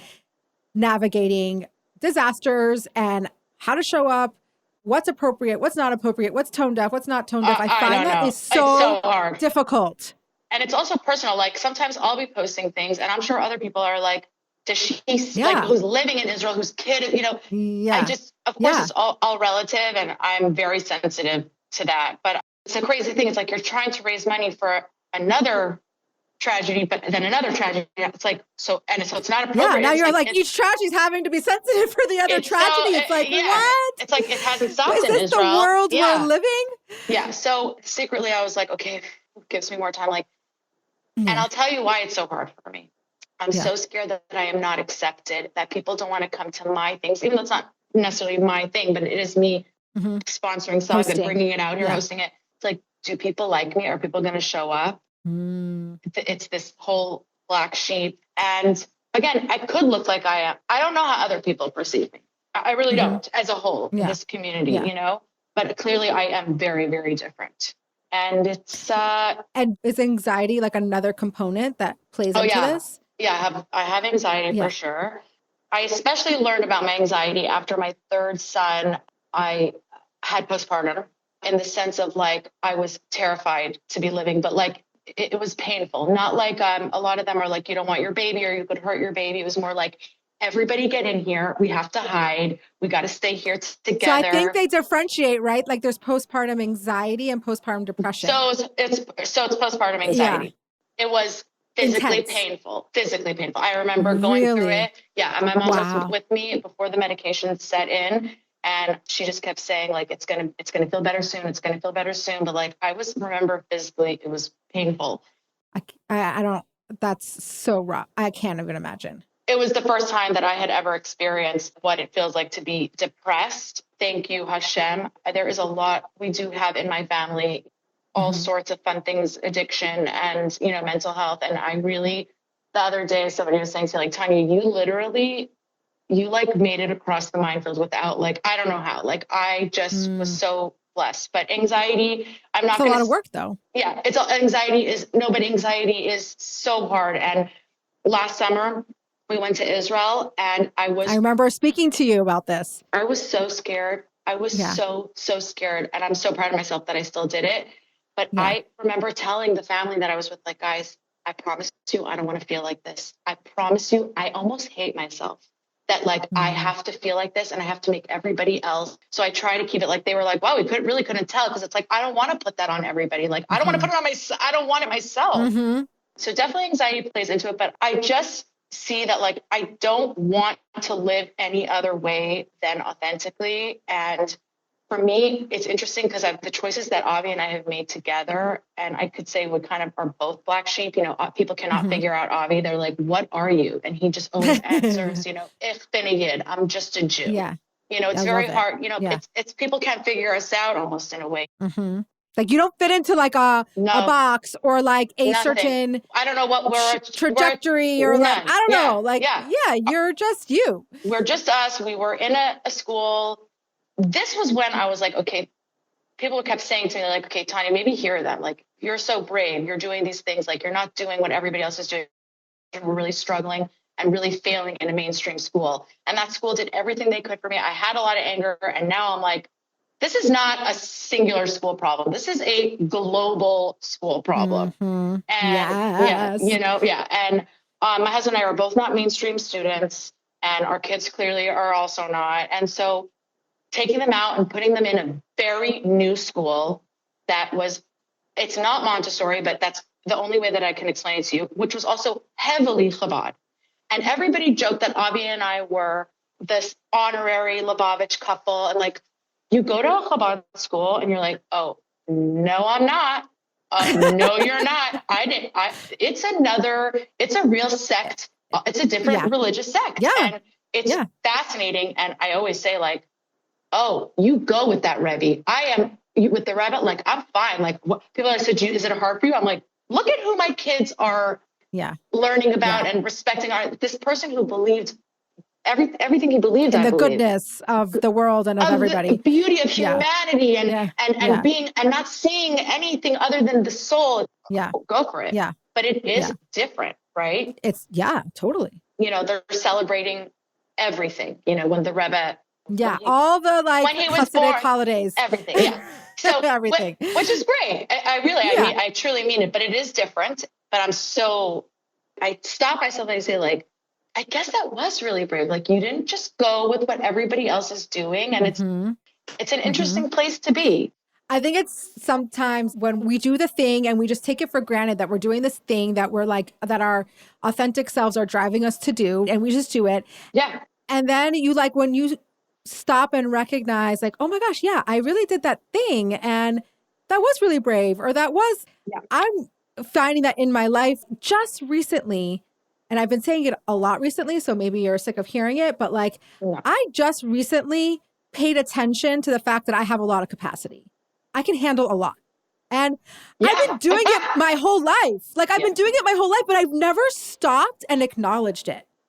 And it really is so important to do. And there's something it motivates you to lean into it even more, because when you recognize and you honor it and you're like, wow, that's actually quite amazing. Like, I do handle a lot, and I can handle a lot, and I have a lot of stamina, and I have a lot of energy, and these are the things that I can do. And I've spent most of my life not paying attention or recognizing that, or even honoring that, or even really understanding it. And then I think it's like when I turned 40, all of a sudden I'm stopping. And when someone says that to me, I'm like, yeah, you're right. It's huge. I do that. It's huge. And I will say this, I'm being totally honest with you. Sometimes I watch your life and I'm like, when is she going to get in her bed? Or when is she going to go sit outside with the joint and watch Real Housewives? Like, I'm like, of course. So I do. I go to Mexico for a week. I know. Of course you have but what I'm saying is that I look at it and I can hardly do, like, it took me so long to make this, like, one stupid life insurance phone call that I had to do. It took me so long. Okay, but those things also I can't do. No, like, my husband said to me the other day, he's like, I just want to let you know that the kids have, this is what's really cool about living in Montana. They, like, go skiing with their school. Yes. So, like, Manny and Zizi both have ski trips, and they're great, but they are so annoying because you have to fill out all the forms and their levels of ski and ski rentals and whatever. It's like, and then for two kids, and Manny has 2 trips, and Zizi has 2 trips and he has 1. And he's like, I burst out laughing. My husband calls me. He's like, by the way, I just want to let you know that I filled out all the ski stuff, and I just am telling you, because I was like, oh no, like, what if you did it already? I'm like, do you know me? You waited till the you would wait till the last. I would never and that, by the way, and the fact that he did it, like, that is like the biggest gift that a husband can do. Like, biggest love language. My husband said to me the other day, he's like, what would you do without me? What would you do if I didn't do, like, we'd be living the appointments, on the street, okay? Or the, like, literally, or like filling out all he does all the form stuff and all the, I'm like, I don't know what to tell you, but like, we'll be in big trouble. I'm telling you, I think about that all the time, because it was something that, like, at a certain point in our marriage was, like, a little bit hard for Avi, that he was like, but maybe she should do it. And my therapist said, like, this is such an easy thing for you to do, and it's such a big deal for her. It's like, you literally are taking care of her. And that's the man's job to, and it's like, so I always remind him. Every time he makes an appointment, I'm like, every time he fills out a form, it's like such a love language. Biggest, it's totally. The biggest gift. And the truth is, does he love doing it? No. But his brain, the way he operates, he gets it done and he can do it. And I'm like melting and panicking and pushing it off. And like, I just can't. And so what I think that's really cool. Like, once you get to that, like, realization, like, oh, this really helps my wife, and it's not that big of a deal for me. And it's such an easy win for them. I wish they would, like, really get that, I want to just say, though, I don't mean it in the negative way, God forbid, that I'm like looking at your, like, meaning that I envy that, not envy. That was a compliment. Yeah. Like, seeing how much you can do. It does inspire me that I know that I can push myself to do more. And also, like you said, like, we're all just different. And like, for you, that fuels you. I want to say too, that I have so much respect for what you do. and I will say it now and I will say it again. The Chabad community does God's work. You do God's work. I am stressed making a Shabbos, but I'll do it. I will do it. I host whatever, but like, you don't get a break. There's no breaks for you. And I know you love it. And I know you do it with love because you can tell it. You see it, the way you put it into it. Yes, 100%. And sometimes it's really hard. It could, but you still do exist. it. You still do it when you are making Pesach and all the cooking. And I'm like, I am literally like, I'm like sitting there watching her like, oh my gosh, I'm so, you know, like you are so, but it's so you just funny do because it. You just soldier on. Yes. And at the same time, like as I mature and get older and understand me more, is that I know what I have a lot of output, but I know what I need to fuel. So, and I do it. Then I'm happy. Then I'm okay with how you live. Then I do it. Yeah. I do. And like, sometimes I get down on myself. I'm like, you spend so much you go to the gym and you do this and you do that. And you like, like you spend so much time in taking care of yourself. And I'm like, oh my gosh, you cannot give from an empty cup. Yeah. To me, I call it front loading. Like I know what I need for like the output that I need. I know what I need to do. Yeah. So it took a while to figure out, but once I figured it out, I'm like, this is what I need to do what I do. And so slowly but surely that shame and guilt falls away. We're just it's so entrenched in our society being like doing more. Yeah. And being women and being busy and being, and then being a Jewish woman and being a woman in service. Like there's so many layers that like you take care of yourself and like automatically the guilt comes up. Like, why is it like that? It just is. Yes. And it's okay. You just have to work at it. Ugh, that one is so hard for me, especially because things are so hard for me. I'm even harder on myself that like, you really don't do so much, but like I daven so hard that like, I wouldn't have to do so much. Like I daven that like, I could be a stay-at-home mom. I did not have a mom picking me up from school on time, dinner made. And that's huge. And that's okay. Huge. And by the way, that's not easy. Sometimes I'm like, I'd do anything not to be home for my kids. People always say that to me. People always say that to me, like, your job is harder. But like, I don't agree with that statement. And I'm not trying to like talk down to myself. I'm just saying that like, yes, you have this like outside where you can do your own thing. But it's like, but then you have to come back and you still have to do everything I did. But you have to do both for sure. Less time. So to me, I will not say that. I think the more you do, the less you have time to think about it. And I did work for a little while. I don't know, the time spent away from where I thought that I should be, the money just was like never enough. It's like, I'm not going to tell somebody that I could charge, $1,000 an hour because that's crazy. But it wouldn't be worth it. That's the only thing that would be worth it. 100%. And not right now.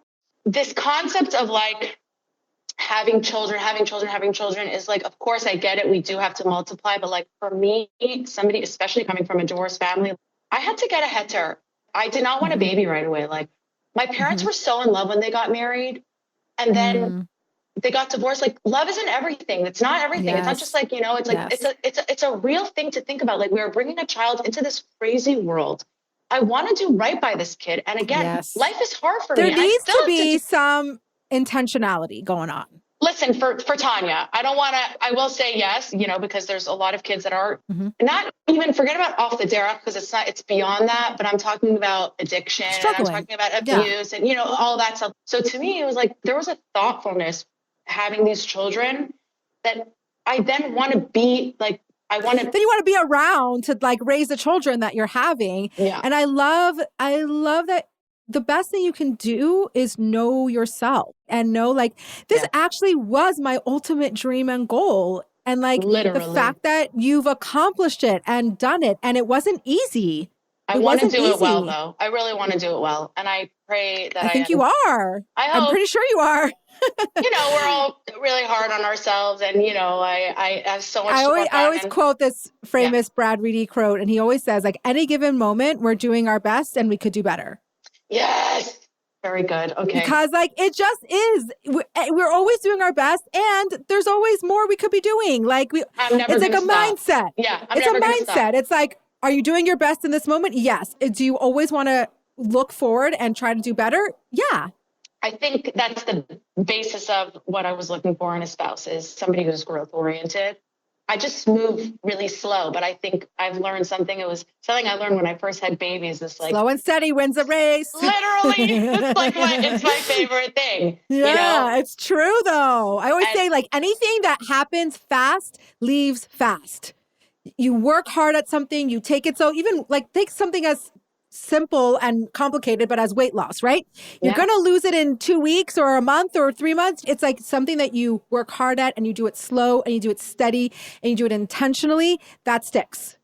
I can't even tell you how much that speaks to me because I just had a major weight loss in my life and I was losing 1 pound a week, which is very slow, but also very healthy. And I lost 45 pounds. I think it's about 45 to 50 pounds now.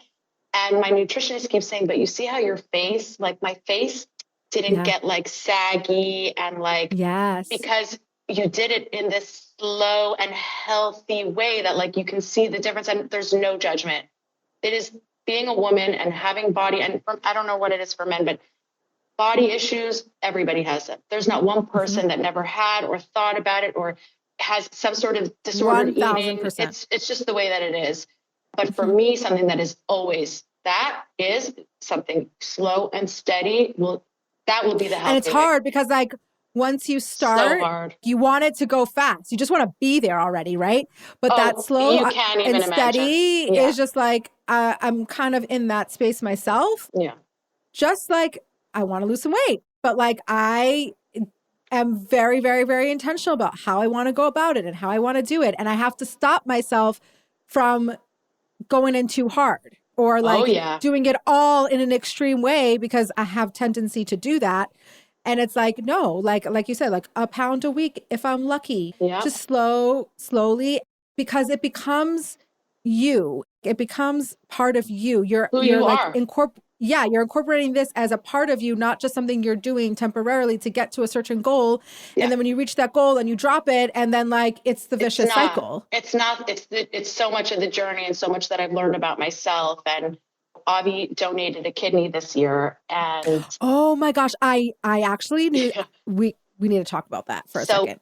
What I will say, I know everyone is like, how do you feel about that? Like, this is just like par for the course. This is Avi. These are the Heymans. Yeah. Do you know how many siblings wrote on the chat when they said like that Avi's doing it? Like, oh, that was on my bucket list, or I've always wanted to do that. Like, that's on your bucket list. I have 2 friends now that their husbands donated kidneys. Like, this is on your bucket list. Like, that's incredible. That's truly. It truly is. It's very Avi. It's so, and I want to say that making those changes, we did a lot of health stuff together, things that we have talked about wanting to do our entire marriage. He was raised by a chiropractor. My father-in-law, Alshon, was literally like a father to me. And he was a chiropractor and he was completely all natural. They didn't have snacks in their house. Like they have nuts and they have, my mother-in-law always has like healthy snacks packed, like when we go to the movies, when we used to go together. Like, love it. So it was very hard for Avi when he married somebody who, this is circling back to this black sheep cool word. I remember talking to my life coach saying, but I want the cool snacks in my house. And she said, I didn't know snacks could be cool. That's so interesting. Can you tell me about that? Yeah. The cool kids had these unhealthy, gross snacks. And this was what I thought was like, this is my mentality. And I want to have the pantry when everybody comes over that's how, and it took me so long to really see what Avi wanted. And like, we finally have like slowly we're becoming a little bit more crunchy, which I'm very proud of it. Yes. I'm a crunchy girl. I'm there for it. I don't recognize myself, certain choices that we've been making. And it's your mental health. It's like, I see such a correlation. It's without a question. And I'm actually not on my medication anymore. I'm not on my anxiety medication anymore because I wanted to look into doing some other modalities of therapy. And one of them was ayahuasca. And I haven't done it yet, but you can't be on it. Yeah. And so the correlation, so my brain is now very clear. It's hard. I feel a lot more things, but it's more clear and it's very, and I am so aware of everything that I'm putting into my body and how it has it's incredible. And because Avi gave the kidney, we had to make those choices. He cannot eat processed food. He cannot, his body is being, it's the filter is not as strong. So the choices like we had to make, and it's like the biggest, that's my favorite thing about him donating the kidney is how. Right. It forced you to really take the next step that you've always wanted to take, but you needed that. Took 18 years to take that step. Yeah. Yeah. Wow. And so everything went well. He feels good. Yes, everything went well. He actually said more recently, he just started, he lost 20 pounds. He wanted to be in good shape. He started working out and he lost 20 pounds before the surgery. And actually the recipient as well did. And we went through this organization called Renewal. So you're giving to a Jewish person.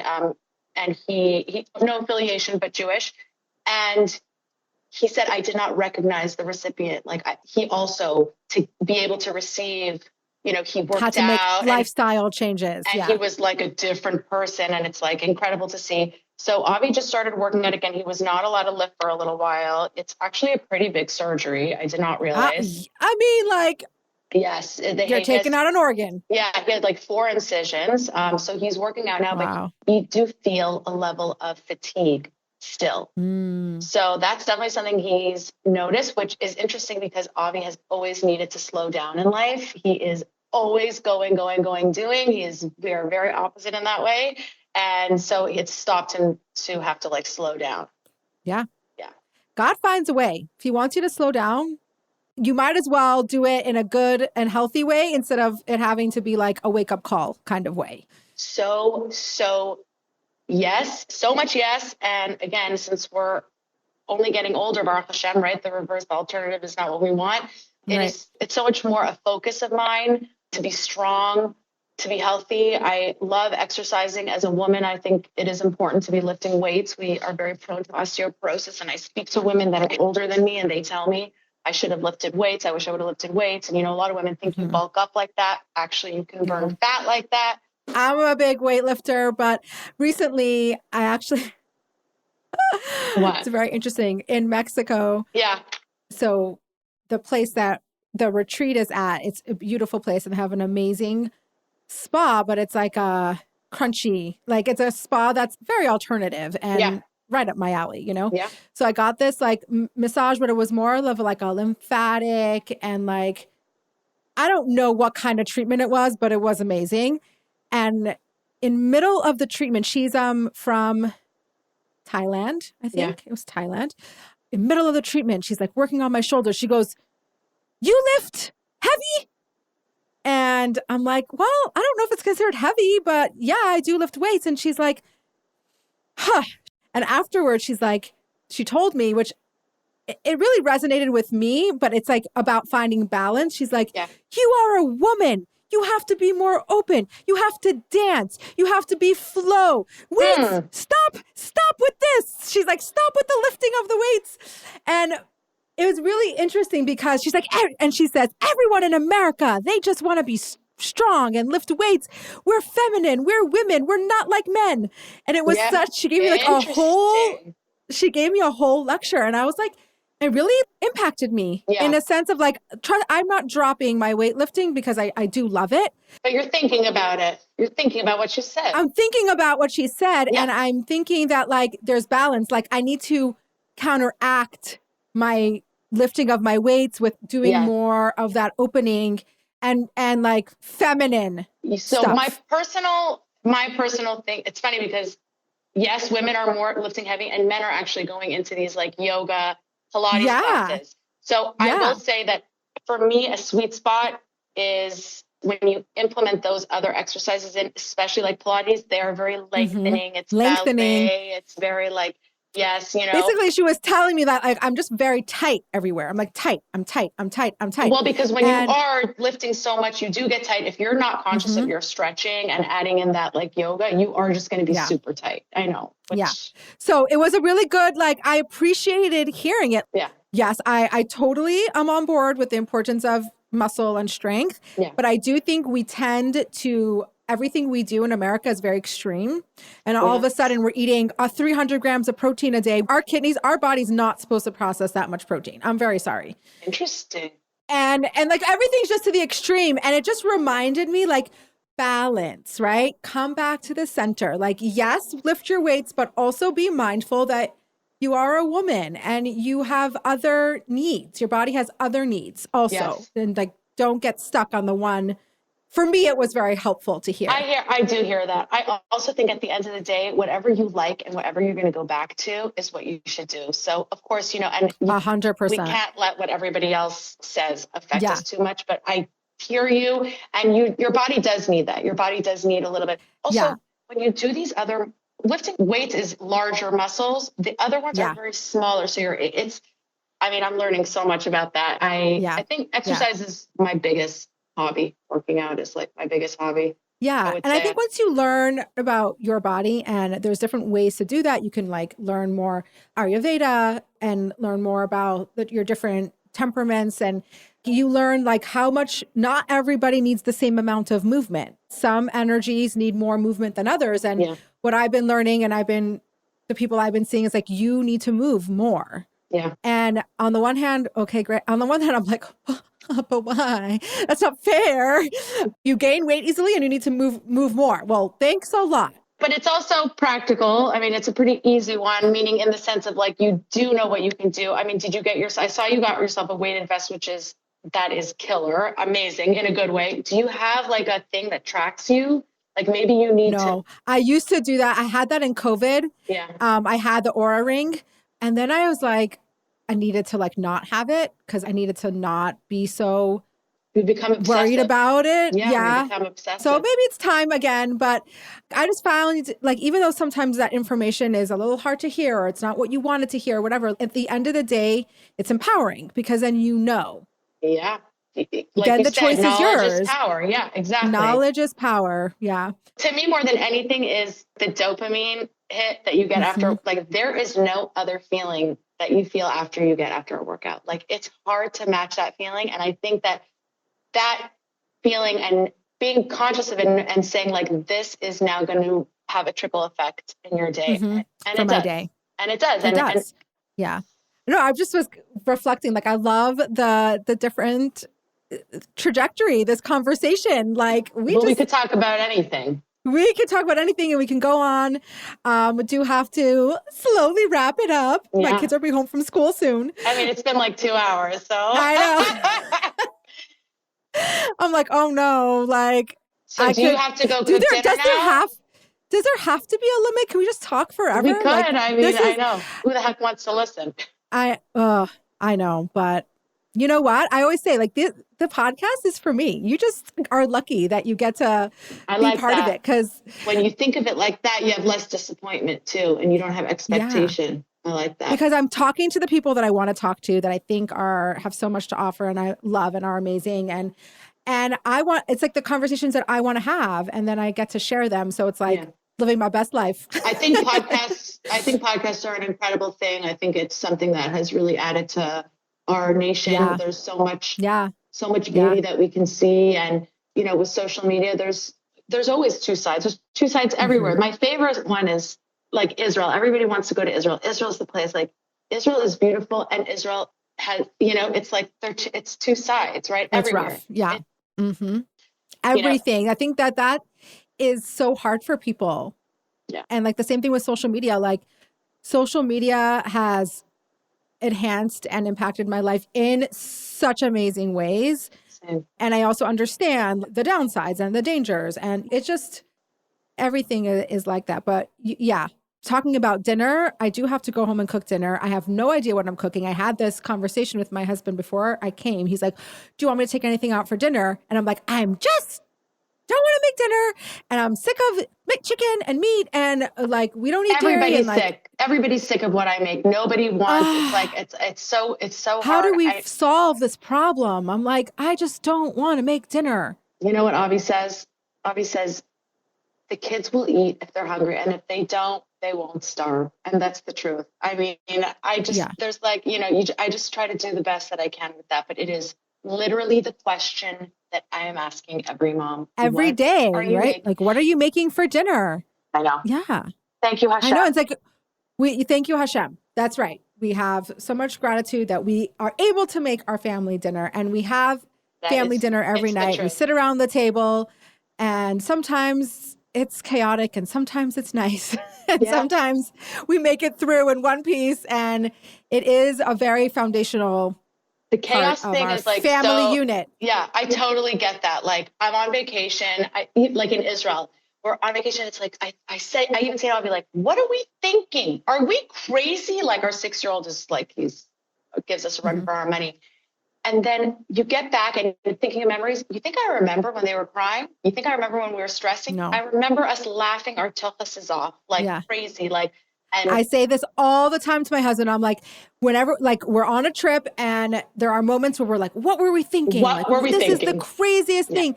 And then we come home and we have the most amazing memories, and you can remember the certain things, but you focus and you remember the adventures and the, like, it's just, so you just keep doing it because it's worth it. It's yes. But the chaotic thing, I like to, we got to make it like more of like positive, it's like, let me finish with this. My life coach, when I got my therapist, I've known her since I'm so young, like really young, like in middle school. And when I got married and I had a baby, and then there was like mess and like, I like things in order, and I couldn't go to sleep on time, or I would host a meal and I would be like doing the whole time, and people don't want to be at a meal like that. Right. And she was like, what do you want your life tagline to be? Like, what do you want your life to be? And I just remember thinking, it's like, a test, like I want it to be so good and you want to be the right answer. And I remember coming back to her and saying, my life tagline is happy chaos, because it is what it is. Right. I am who I am. My very nature is like, yes, we do attract this like passionate arguing, having an opinion, but it's all this happy chaos, and I'll take it. I love it. That's a perfect way to wrap up. Okay. Happy chaos. Happy chaos. Tagline. Thank you so much. Thank you so much for doing this. Thank you so much for being here. I'm honored. I'm really honored.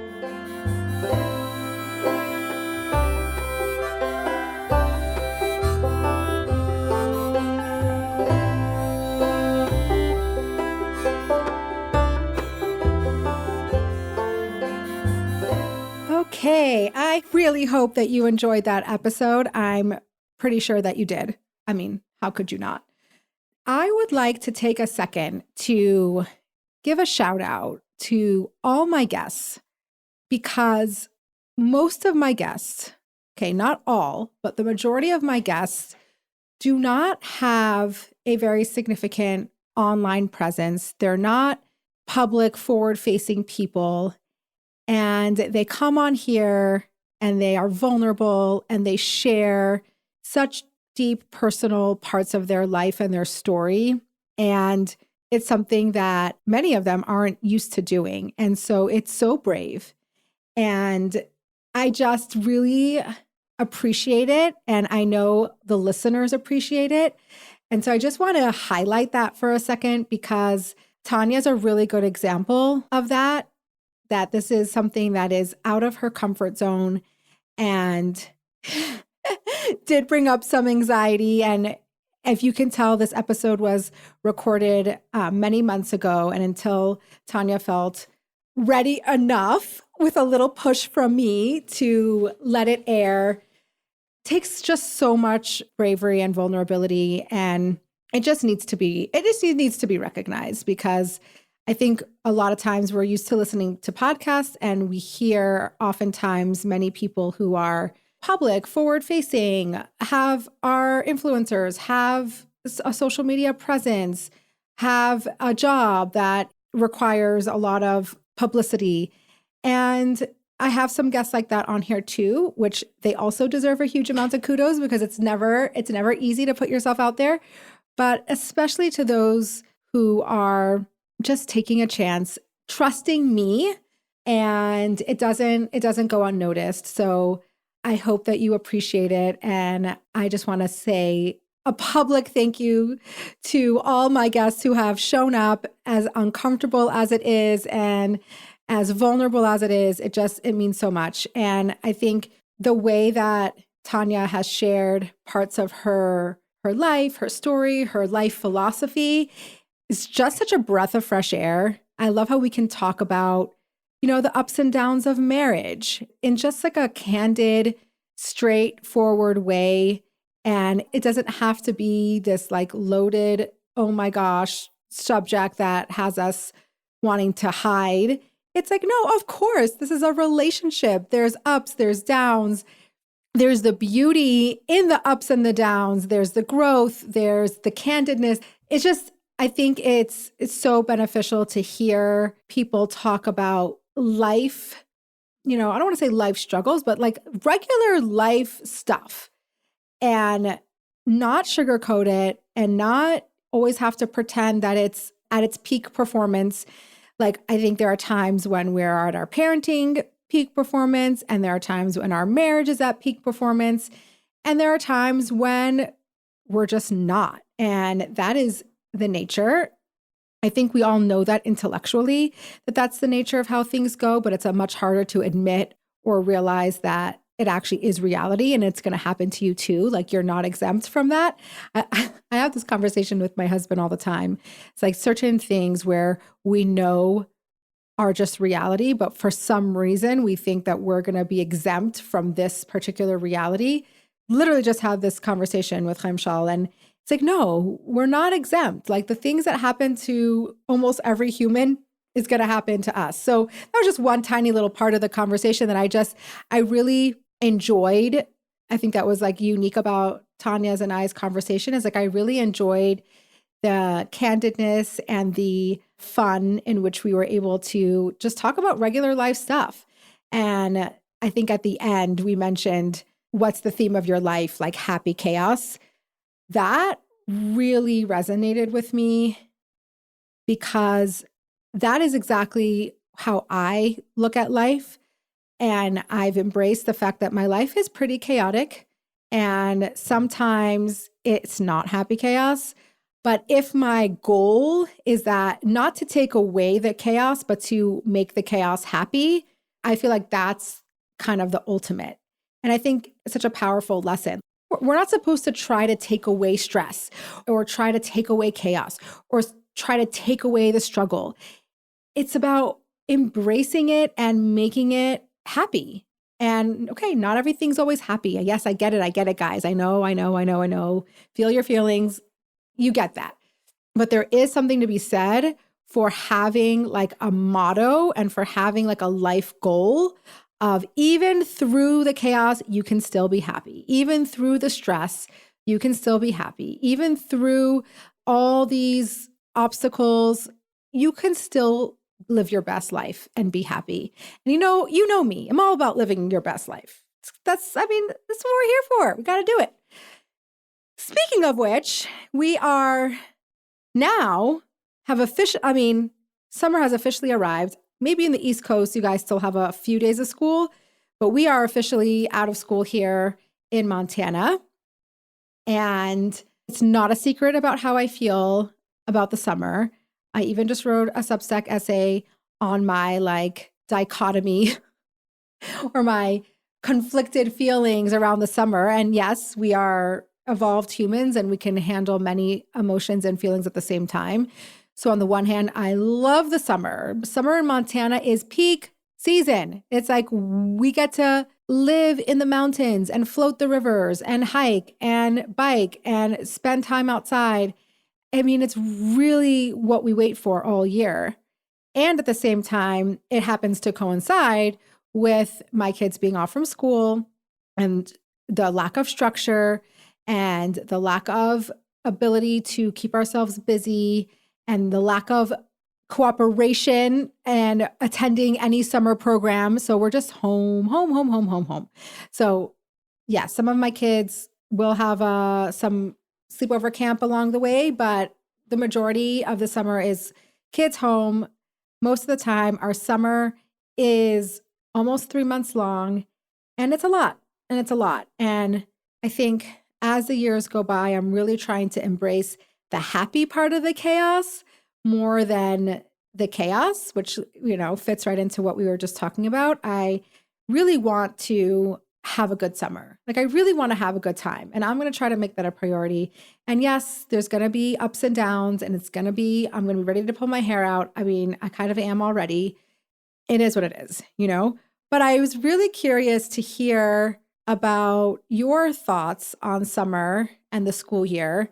I mean, I know it's such a thing, but I think it really matters if your children are in a good school, because like I wish there was year-round school. I don't understand why we have a 3-month break. I feel like it would be so much more productive. Like, and by the way, let's just say parents who are working don't get summer break. So parents who are working, like, what do you do with your kids if they're not going, if, you know, besides for some camps? And camps are really, really, really expensive. And you have multiple children. It's like, becomes almost impossible. So this idea that there's like this 3-month free for all just doesn't feel right. And I don't get why we can't do like more of a year-round school with like 2-week seasonal breaks 4 times a year. Like, doesn't that sound amazing? And I know there's like the camp that believe that kids don't even belong in school and kids shouldn't even be in school. I don't buy into that. Like, that just does not work for me. I do believe that there should be adjustments into how school is being operated. Like, kids shouldn't have to sit at a desk for 20 hours every day. And it doesn't have to be so rigid. Like, school can be outside of the classroom learning, adventures, explore, go camping. I don't know, do all the stuff in the school structure. But I don't know. I don't think that works for our society where there's like kids shouldn't be in school. And yeah, if you want to homeschool, honestly, my hat goes off to you. I could never. And so I'm just like in the camp of school's amazing. Let's do that for longer. But I want to share with you the amazing insight and responses I got from putting it out there, like wanting to hear how you feel about summer. And what I love about the responses that I got, and I got quite a bit, and I'm gonna read them to you. I love that everybody has a different opinion. Everybody has different things that are hard for them. Some people love the heat. Some people hate the heat. Some people love the structure. Some people hate the structure. And that just goes to show that there is no one size fits all. It's just, we're all different. Different things make us tick. Different things trigger us. Different things are challenging. We like different things. And so I just love to take the opportunity to showcase how there is no one right way. We can hear other people's experiences and other people's ideas, and it doesn't have to be your way or the highway. And I just love that. Every time I read responses to questions that I ask, it always is my favorite thing to just hear how diverse the responses are. So we have everything from, I get seasonal depression in the summer, love, wish summer was all year round. Okay, just right there, 2 different opposing scenarios. Someone wrote, I love it. I hate doing the same thing forever, so I love the break in monotony. Okay, I do love that. You know me, I also get bored really fast. I love the fact that I don't have to do carpool and I don't have to make lunches. Like, that part is a nice break, but then it comes along with your kids are home all day. So there's that. Okay, someone wrote hot, tired, sleepy. Okay, so this I loved, and I wish that America worked that way. So someone wrote, we only get 5 weeks in the UK, so not really enough to be long or difficult. I love that. Like 5 weeks, like what? I got a few responses that the summer is 5-6 weeks. Doesn't that sound amazing? Like, it's a long enough time. If you're not from the camp of wanting year-round school, it's not a long enough time where it's like complete chaos and destruction, but it is enough that it feels like a break. I don't know. I feel like that would be such a sweet spot. Summer makes me anxious, have not slept in at least 2 weeks, wish school was year-round as well. Yeah, I hear you. I hear you. It's not fun. We have mixed feelings. I have to say I never enjoyed as much as I want to. It's become almost as bad as Sundays for me, my worst day of the week. Ooh, guys, you know my hot take on Sundays. You know my favorite day of the week, right? My favorite day of the week is Monday. Monday is the best day of the week. It's after a busy weekend, a lot of hosting, kids being home. You drop your kids off at school. You take a second to regroup. I love Monday morning so much. But yeah, I really get it. Sundays are the hardest day for me as well. And it's true. Summer does feel like one long Sunday. Okay, live in the polar opposite weather. Summer's 110 plus. Dread the heat so much. Love that there's less traffic and we don't have to commute to school. So yeah, so that's also like double-edged sword, right? The weather could be really hot. I grew up in Texas. I don't mind the heat so much.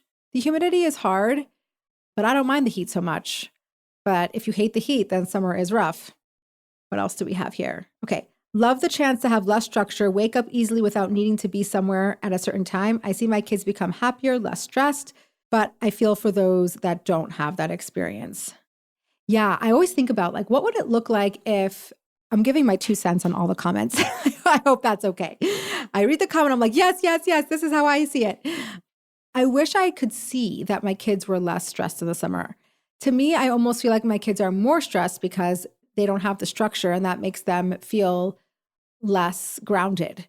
So it's so different for everybody. Some kids just like having the academic pressure off of them and they just are free and it's so fun and light.